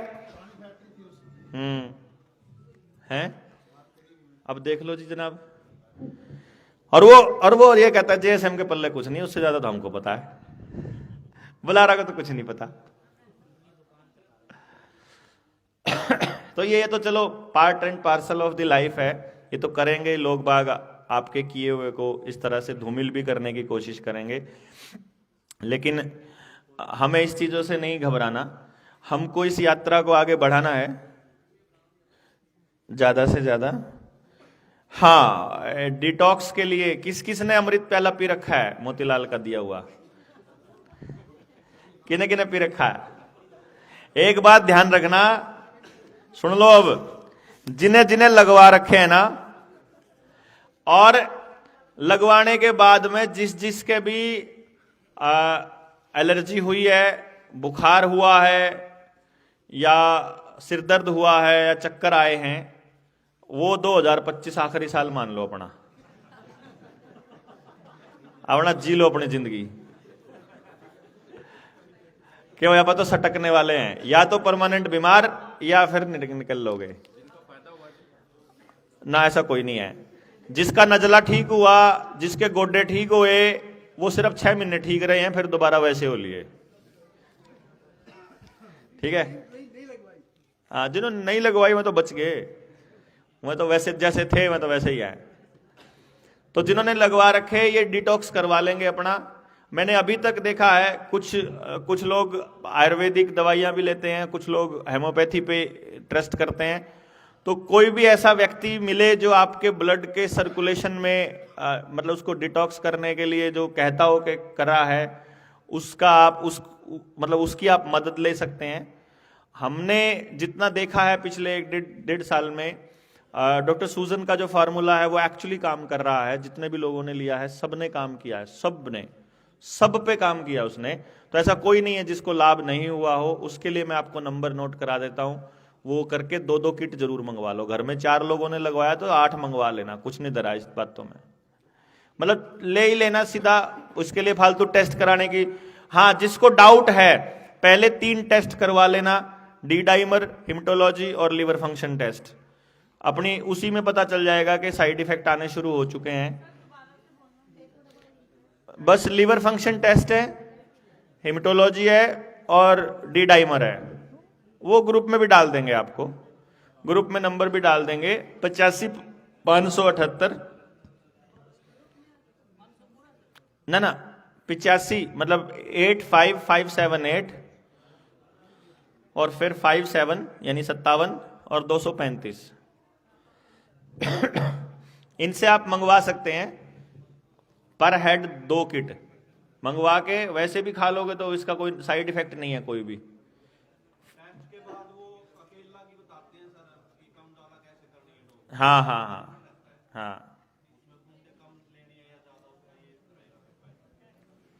अगर टेस्ट करवा के चेक करवा लोगे तो वो भी एक ऑप्शन है कि पहले टेस्ट करवा लो फिर ले लो, उसके बाद 2 महीने खा करके आप उसको देखो, फिर उसके बाद दोबारा करवा के देखोगे तो काफी फर्क मिलता है।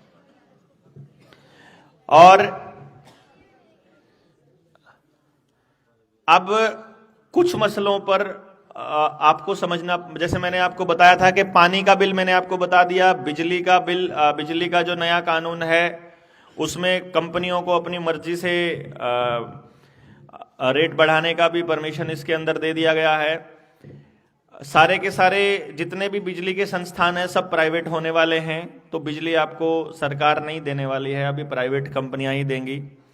पानी भी प्राइवेटाइज करेंगे ये लोग, पानी को भी प्राइवेट कंपनियों को देने वाले हैं। और जितने झरने हैं, जितने तालाब हैं, समंदर हैं, नदी हैं, इनको भी ये लोग मालिकाना हक दे रहे हैं। जैसे जंगलों को इन्होंने नेशनल प्रॉपर्टी बना करके सरकारों ने अपने पास काबू करके तोड़ा जा रहा है। जैसे हसदेव के अंदर अभी जंगलों को उजाड़ा जा रहा है, आदिवासियों को क्यों उजाड़ा जा रहा है, आपको क्या लगता है? आपको लग रहा है प्लांट खुलेगा, आपको लग रहा है कोयला मिलेगा, आपको लग रहा है कि प्राइवेटाइजेशन का दौर है, आपको लगता है कंपनियां करेंगे, लेकिन असली खेल ये है कि जो व्यक्ति अपनी मूल जगह पर रहता है उसके ऊपर कोई कानून लागू नहीं होता है। असली खेल ये है।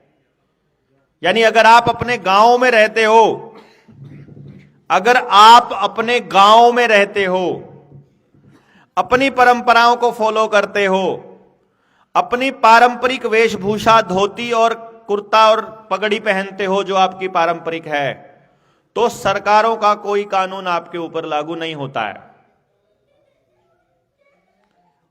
हमारा देश कबीलों का ही देश था, हर कबीले का अपना नियम था, गांव को ही कबीला बोलते, गांव कबीला बोलते थे। हमारा परमात्मा प्रकृति रहती है।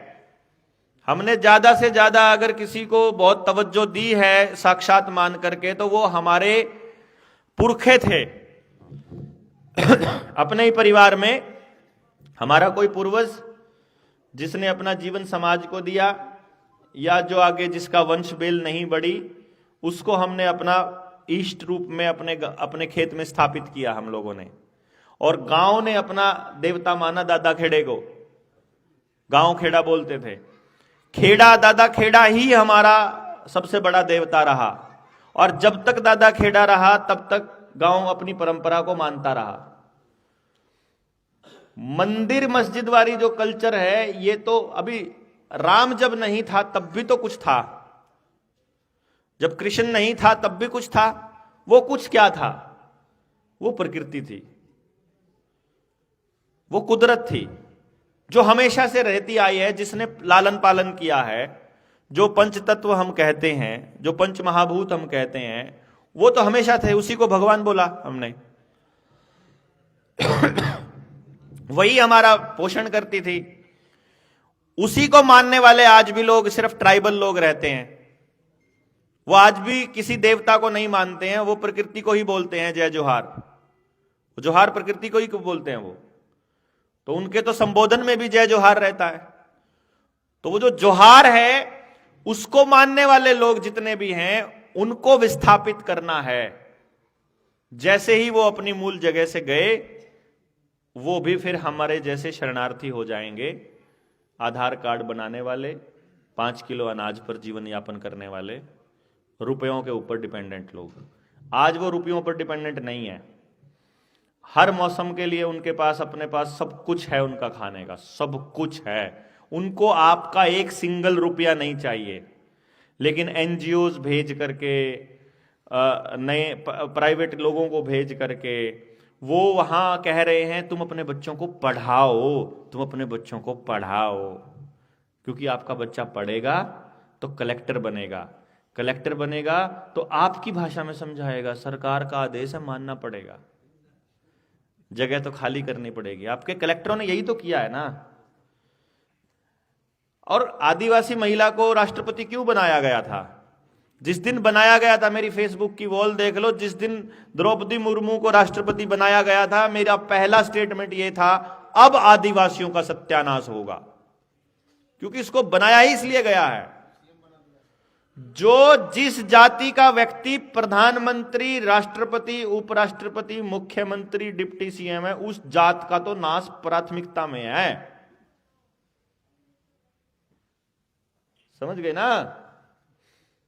चमारों का सबसे ज्यादा सत्यानाश मायावती के आने के बाद हुआ है। ना हो तो बताओ जी। सरदारों का सबसे बड़ा सत्यानाश सरदार प्रधानमंत्री बनने के बाद हुआ है।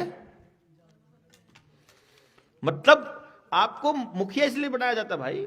पॉलिटिकल पार्टी किस जात को अपना प्रधान बनाती है? कोई भी पॉलिटिकल पार्टी है, देखो किस जात को बनाएगी वो। अब बीजेपी कहते हैं एंटी जाट पार्टी है, लेकिन प्रधान जाट है, उपराष्ट्रपति जाट है ना? जब अपना प्रोपेगेंडा चलाना है तो आजकल सैनी बना दिया। अभी जब मैसेज देना है, कुछ संदेश देना है, पूरे 4 साल तक कोई और रहा, 4.5 साल तक जाट रहा, और फिर कहने का ये रहता है कि ये तो इतनी लंबी चर्चा है। जैसे अपार आईडी पे भी क्वेश्चन आया है। अपार आईडी के बारे में किस किस को मालूम है? आपके बच्चों की स्कूल में आईडी बन रही है, मास्टर जी बना रहे हैं आपके, वो आपकी सारी इंफॉर्मेशन लेकर के आपकी अपार आईडी बन गई, तो मतलब माँ बाप की कंसेंट ले रहा है उसके अंदर कि आने वाले टाइम में जब सरकार कोई इंजेक्शन लगाने के लिए कोई मुहिम चलाएगी, तो अगली बार आपके बच्चे को इंजेक्शन देने से पहले किसी की परमिशन की जरूरत नहीं पड़ेगी। आपका परमानेंट एजुकेशन का एनरोलमेंट नंबर भी बना रहे हैं, वो PEN नंबर बना रहे हैं, कभी किसी नाम से कभी किसी नाम से। असली पर्पस है आपके बच्चे का सारा डेटा ऑनलाइन डालना, आपके खेत का, आपके घर का, आपका सारा डेटा ऑनलाइन। आपका मोबाइल भी यही काम कर रहा है, 24 घंटे आपका डेटा दे रहा है। आप कितने कदम पैदल चलते हो, कितना ट्रांजैक्शन करते हो, कितनी आमदनी है, कितना खर्चा करते हो, बिजली का बिल कितना आता है, आप किस किस तरह के लोगों से बात करते हो, दिन में कितने घंटे बात करते हो, कितने घंटे सोशल मीडिया चलाते हो, सोशल मीडिया पर किस तरह की वीडियो देखते हो, किस तरह के लोगों को पसंद करते हो, किस तरह के पसंद नापसंद करते हो, कैसे कैसे कमेंट करते हो, और किस तरह का जीवन यापन करते हो। ये सब डेटे का एल्गोरिदम बन रहा है। ये मोबाइल असल में आपके घर में उनका जासूस है, ठीक है? और आपको मैनिपुलेट करना इतना आसान है कि आपका मोबाइल कितने कदम चलते हो बता देता है ना, कितना सफर करते हो। अब अगर देख ले कि ये सारे लोग जितने बैठे हैं एक गांव के, इस गांव के 70% लोग 10,000 से कम कदम चलते हैं, और अगले दिन अखबार में आ जाए कि 10,000, असल में तो होना है जो सरकार ने बूटी लगवा रखी दो उससे हार्ट अटैक, लेकिन अखबार में यह आएगा जो 10,000 से कम कदम चलते हैं उनको हार्ट अटैक के चांस 80% ज्यादा। तो फिर आपको लगेगा, हमारा एक साथी है, मैं बोल रहा हूं उसको तेरे को पैरालिसिस होने के चांसेस हैं, तेरे को पैरालिसिस होने के चांसेस हैं। अगर तेरा एक हाथ सुन हो रहा है तो अगला स्टेप पैरालिसिस है, और तू डिटॉक्स करवा ले, तू डिटॉक्स करवा ले। मान्या नहीं, पैरालिसिस हो गया, उसका आधा मुंह टेढ़ा हो गया। टेढ़ा होने के बाद मैंने क्या, मखा तेरे तक गया था मैंने पैरालिसिस होएगा तेरे को? बोलता है इससे नहीं हुआ, डॉक्टर बतावे था, मैं हेडफोन ज्यादा यूज करूं, जाता हुआ। बहुत बढ़िया।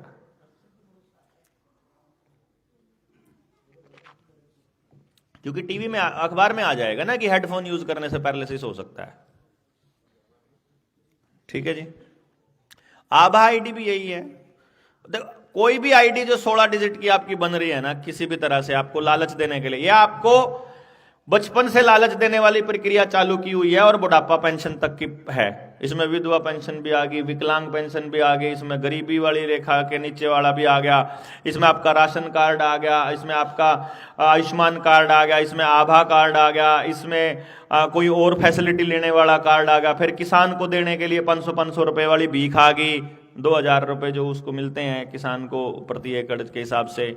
ऐसा करके वो आपको, हर व्यक्ति को बेनिफिट में डालना चाह रहे हैं। क्योंकि सरकार ने क्या गेम खेला हुआ है कि सुप्रीम कोर्ट में लड़ने वाले कुछ लोगों ने जब अपने तथ्य दिए कि आधार कार्ड में सेंसिटिव इंफॉर्मेशन है जो कि देना अनिवार्य नहीं होना चाहिए, तो सुप्रीम कोर्ट ने ये आदेश दे दिया कि ठीक है, ये अनिवार्य नहीं है इंफॉर्मेशन देना। लेकिन साथ में सरकार ने ये कह दिया कि हमारे देश के लोग ना चोर हैं। सरकार ने एफिडेविट दिया कि ये ना दो दो जगह से बेनिफिट ले लेते हैं, इसलिए इनका आधार कंपलसरी करो जब सरकार से बेनिफिट लेना हो। तो ये आपको बेनिफिट दिखा करके आपका डेटा ऑनलाइन करने के लिए ही सारे कार्ड हैं। आपने अपना कागज बनवाया तो आपने अपनी गर्दन सरकार के हाथ में दे दी। असली तो कानून यह कहता है कि जब मेरे बच्चे का जन्म प्रमाण पत्र नहीं बना तो मेरे बच्चे को कौन सी चीज से वंचित कर दोगे तुम? सांस लेने से वंचित कर दोगे, एजुकेशन लेने से वंचित कर दोगे, उसको नौकरी करने का अधिकार नहीं है, उसको जीने का अधिकार नहीं है क्या? मान लो जन्म प्रमाण पत्र नहीं है तो क्या जन्म नहीं हुआ उसका? है? अगर आधार नहीं है तो वो आदमी नहीं है? ये तो लॉजिक ही खराब है यार। कागज के ऊपर डिपेंडेंट है। भैया मैंने ये कहा, तुमने ये कहा ना कि चोरी रोकते हो तुमने कहा कि इतने सारे वो सिलेंडर्स पकड़े गए चोरी के, तुमने कहा इतने करोड़ रुपए बचा लिए हमने भ्रष्टाचार के आधार कार्ड के जरिए। ऐसा ही कहा था ना उन लोगों ने शुरू में आप लोगों को बकाने के लिए। तो फिर हम और गरीब कैसे होते जा रहे हैं रोज? हमारे ऊपर कर्जा कैसे बढ़ता जा रहा है? 2014 में इस देश के ऊपर 56 लाख करोड़ का कर्जा था, वो 196 लाख करोड़ कैसे हो गया? 105 लाख करोड़ कैसे हो गया? वो विदेशी कर्जा है, यो देशी कह रहा हूं। दो टाइप के कर्जे हैं आपके ऊपर, दो टाइप के कर्जे हैं। एक वो कर्जा है जो देश के लोगों ने बैंकों से ले रखा है, और एक वो कर्जा है जो सरकार ने देश के लोगों के आधार कार्ड गिरवी रख के वर्ल्ड बैंक से ले रखा है। हाँ, समझ गए ना? तो आपको गिरवी रखा जाता है। ये डॉक्यूमेंट असल में आपके गिरवी रखने के कागज हैं। जिसने आधार बनवा लिया उसने अपनी कंसेंट दे दी अपने आप को गिरवी रखने की।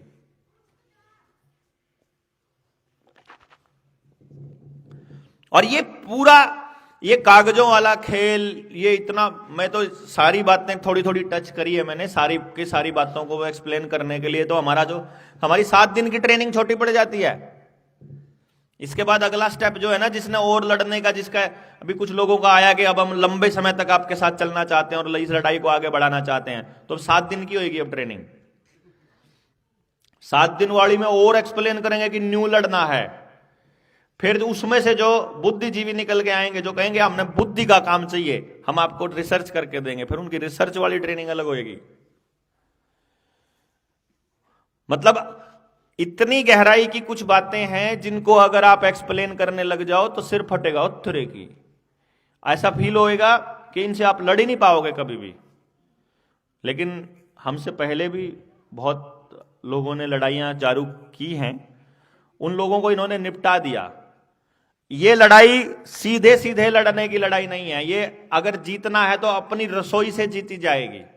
अगर हमारी हर औरत को, गांव में हर लड़की को शादी से पहले पता हो कि शादी हमें क्यों करनी है, ब्रह्मचर्य क्या है, हमारे परिवार का नियोजन हमें कैसे करना है, और परिवार में अगर हमारे बच्चे खाएं पिएं तो क्या खाना है, कब खाना है, कितना खाना है, क्या कब और कितना खाना भी पता हो ना, तो भी हमारी 80% बीमारियां तो रातों रात खत्म हो जाएंगी हमारे देश में से, रातों रात। सिर्फ इतना भी नॉलेज हो तो अगर हमारे को, फिर किचन में हमको कौन से आइटम रखनी है और कौन सी नहीं रखनी है अगर ये मालूम हो तो आधी से ज्यादा दवाइयां तो हमारे किचन से ही हो जाएंगी चालू। हमें जरूरत ही नहीं कहीं बाहर जाने की। उसके बाद खेत में हमको क्या उगाना है, अगर ये किसान को पता हो किस तरह से उगाना है, कैसे खेती करनी है, मशीन का कितना उपयोग करना है, जानवरों का कितना उपयोग करना है, खाद कौन सी इस्तेमाल करनी है, अगर ये पता हो किसान को तो आधा जहर वैसे खत्म हो जाएगा। आधा क्या, सारा ही खत्म हो जाएगा। किसान ही जहर दे रहा है सबको। वो अपनी खेत, और हमने तो अभी उस पहुंचे नहीं है सुनील भाई, पता नहीं कैसे उनका खेती पे था, उनका वक्तव्य था। उन्होंने तो कितने सारे प्रैक्टिकल करके देख लिए कि पहली बार पूरी पैदावार बिना केमिकल, बिना बाजार से केमिकल लाए बिना आपको कोई डीएपी यूरिया खरीदने की जरूरत नहीं है, आपकी पूरी पैदावार होगी गारंटीड, कोई जहर डालने की जरूरत नहीं है। आप उसको फॉलो करो अपनी जमीन का पोषण पूरा करके। यानी कि ये एक्चुअल में ये लड़ाई गांव लड़ेगा, असल में शहर उसको सपोर्ट करेगा। हम उत्पादन आधारित, हमारी इकोनॉमी हुआ करती थी उत्पादन आधारित। हमको गलत पढ़ाया जाता है कि हम खेती आधारित इकोनॉमी थी, हमारी उत्पादन आधारित थी। इतना उत्पादन होता था कि 1860 में, ये तो आईएमएफ की वेबसाइट पे आंकड़ा है जिसकी मैं बात कर रहा हूं, यूनाइटेड नेशंस की। 1860 में पूरी दुनिया के एक्सपोर्ट का 48% एक्सपोर्ट अकेला भारत करता था। 48% एक्सपोर्ट अकेला भारत कर रहा था। और पूरी दुनिया में इंग्लैंड, जिसको बोलते हैं कि हमारे ऊपर राज किया करता था, टॉप 10 इकोनॉमी में भी नहीं आता था। हम टॉप दो इकोनॉमी में आते थे। दो ही इकोनॉमी थी लड़ने वाली आपस में पहली पोजीशन के लिए, इंडिया और चाइना। हमेशा से यही थी। तो हम लोग पूरी दुनिया की जीडीपी का 24% 26% की रेंज में रहते होते थे, पूरी दुनिया की जीडीपी का। आज कितना है पता है आप? पूरी दुनिया की जीडीपी का 0% में है, 0 में है हम। हमारी ये हालत है। यानी कहां हम पूरी दुनिया के चौथे हिस्से पे अकेले खड़े होते थे, और उस टाइम को वो गरीब देश बोलते हैं। कितना गलत इतिहास पढ़ाया जाता है हम लोगों को। आपके बच्चों को एजुकेशन के नाम पर केवल और केवल खाने के नाम पर भी जहर दिया जाता है, एजुकेशन के नाम पर। आप एक इतना सा कैलकुलेशन करके देखिए, घर में 2 बच्चे हों, एक बच्चा थोड़ा बढ़िया बिहेव करता हो, दूसरा थोड़ा सा ऊत हो, थोड़ा सा कम पढ़ता हो, और वो जो एक को आप थोड़ा डांटना शुरू कर दो, देखिए तेरा भाई भी तो कर रहा है, देखिए तेरी बहन भी तो कर रही है, उनकी आपस में जूत बच जाएगा कि तेरी वजह से डांट पड़ रही मेरे को। नहीं जब 2 सगे भाई बहनों में इतना अगर थोड़ा सा कंपैरिजन भी इतना जहर बोल सकता है, तो पूरी की पूरी आपकी पीढ़ी तो एक दूसरे से आगे भागने की दौड़ में लगी हुई है। मने फर्स्ट आना, और कभी कोई फर्स्ट आया ही नहीं आज तक। कोई आया नहीं ना, कोई नहीं आया। सिर्फ दौड़ में दौड़ रहे हो आप, दौड़ा रहे हो अपने बच्चों को। कहीं नहीं पहुंचना आपके बच्चों को, कहीं नहीं पहुंचना। गुलामी के अलावा कहीं नहीं पहुंचना। दस्तावेज मतलब गुलामी, दस्तावेज का मतलब गुलामी है। मैं तो अगला स्कूल खोलेंगे 2026, अगले साल से अगले साल अपना जो विद्यालय खोलेंगे, उसमें कंडीशन ही 2-3 रखी है हम लोगों ने। तो एक तो किसी ने, एक बालक ने इंजेक्शन ना लगा रखा होगा, उसको प्राथमिकता देंगे, कोई भी इंजेक्शन ना लगवा रखा होगा। और दूसरा, जिसका जन्म प्रमाण पत्र ना होगा उसको देंगे। आधार कार्ड तो छोड़ो, दूसरा प्राथमिकता ही उसको देंगे जिसका जन्म प्रमाण, जिसके बाप ने कह दिया जिस दिन पैदा हुआ उस दिन हुआ, बात खत्म यार। प्रमाण पत्र की क्या जरूरत है? हां, कोई व्यक्ति अपने एफिडेविट में 2 जगह स्टेटमेंट दे देगी। मैं 2 जगह स्टेटमेंट दे देता हूं, एक जगह बोल देता हूं कि मेरा बच्चा 8 तारीख को पैदा हुआ, एक जगह देता हूं 7 तारीख को, फिर जेल पक्का होनी चाहिए। अगर मैं गलत जानकारी देता हूं तो मेरे को फिर तो सजा होनी चाहिए भाई, देखो, है ना। लेकिन जब मैं कह रहा हूं कि ये है तो है यार, मेरी बात मानी जाए। सरकार थोड़ी मोहर मारेगी तभी थोड़ी पक्का होएगा। हमने उन दिनों में बड़ा, जब सरकार को मतलब इनका पोल खोलने के लिए हमने शुरू में ना अंधों के भी ड्राइविंग लाइसेंस बनवा दिए थे। अंधों के ड्राइविंग लाइसेंस बनवा दिए। मैं कह देखो ये कोई भी बनवा लो लाइसेंस, तो यार लाइसेंस से कैसे साबित होगा कि मुझे चलाना आता है? पोल्यूशन सर्टिफिकेट से कैसे साबित होएगा कि तुम्हारी गाड़ी पोल्यूशन नहीं करती? अब डीजल की गाड़ी पोल्यूशन फैलाती है, उसकी सीट भी फैलावेंगे, उसके टायर भी फैलावेंगे, इंजन ही तो फैलाता होगा। तो इंजन कम पोल्यूशन करे ऐसी टेक्नोलॉजी नहीं बनाई तुम लोगों ने। तुम कह रहे हो हम चांद पे जा लिए हैं, फद्दू बनावे मारा। और आप मान रहे कि प्रदूषण फैलाती होगी गाड़ी भाई, हम मान रहे खाम खाई। और एक पर्ची नहीं बनवाई पोल्यूशन सर्टिफिकेट की, मतलब वो जो गाड़ी है उसके सर्टिफिकेट की पर्ची जो है, मान लो आज 17 तारीख है, 17 तारीख तक वैलिड थी, मैं बाय चांस 18 तारीख को निकला और पुलिस वाले ने पकड़ लिया और कल तेरी खत्म होगी पर्ची, तो आज ही पोल्यूशन शुरू हुआ इसका, आज ही प्रदूषण फैलानी। ये कॉमन सेंस हमारी खत्म हो गई है। हम पुलिस वालों से चुपचाप पोल्यूशन का चलान कटवा के घर आ जा है।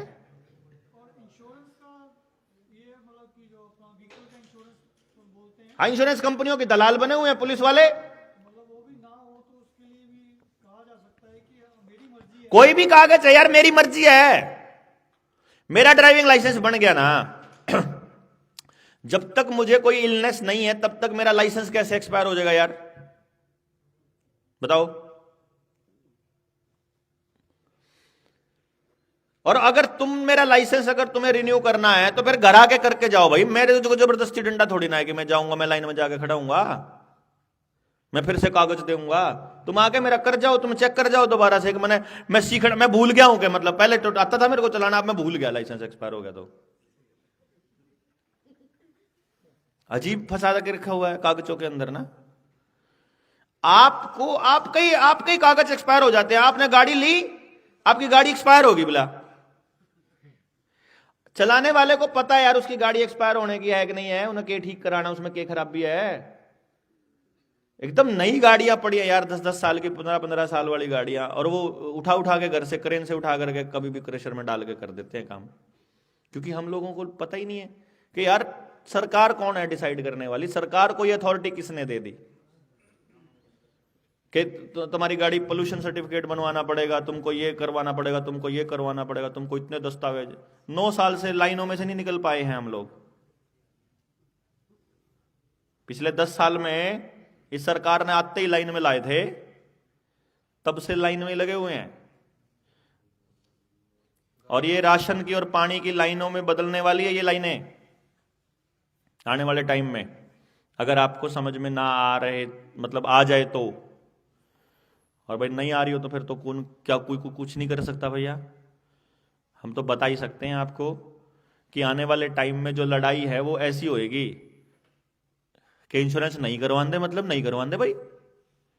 अपने को ये ऐलान करना है। अब मानस तो हमारे पास इतने भाई, जहां हम लोग बता सके एसपी को, डीएसपी को कि तू नौकर है, भाई पीछे मानस खड़े होंगे तो हम कह देंगे सुनो ए नौकर है तू। पीछे मानस नहीं होंगे तो हम कह देंगे भाई साहब आप पब्लिक सर्वेंट हो, फिर ऐसे बोल लेंगे। और क्या है तो पब्लिक सर्वेंट ही है, तो नौकर ही। वो तो डिपेंड करता है कितने मानस अपने साथ होंगे तो कैसी भाषा बात करेंगे। मेरा तो घना जी करे किसी दिन किसी बड़े अफसर का एक थप्पड़ मारूं, किसी डीसी का, पर मानस तो को नहीं है? मेरा पता क्या जी कर है, ये डीसी बकवास करते पावे हमारे बुजुर्गों के साथ, तू तड़ाक से बात करते मिलते हैं, और उस टाइम बड़ा गुस्सा आता है। अब हम इतने मानस हों जिसका न्यू पता हो कि भाई इस मानस का हाथ ला दिया तो इतने मानस तो सड़कों पे आ जाएंगे और ये हाल कर देंगे, तो जिस दिन वो किसी बुजुर्ग के साथ बदतमीजी करे वहीं ऑन कैमरा उसका तड़ाक मारा है कि साले तू नौकर है, यू मालक है, ये इस देश का मालक है जो किसान है, जिसके साथ तू बदतमीजी कर रहा है, उसको ये बताया जाए। देखो भाई नहीं मारा भी होता तो नहीं मारते वाले जी, हो जाएगा जी, मार दे ठोक दें किसी का है?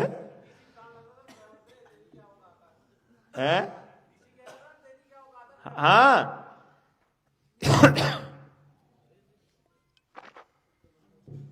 तो जी लड़ाई लंबी है, इसको लंबी लड़ाई के हिसाब से ही लड़ना है और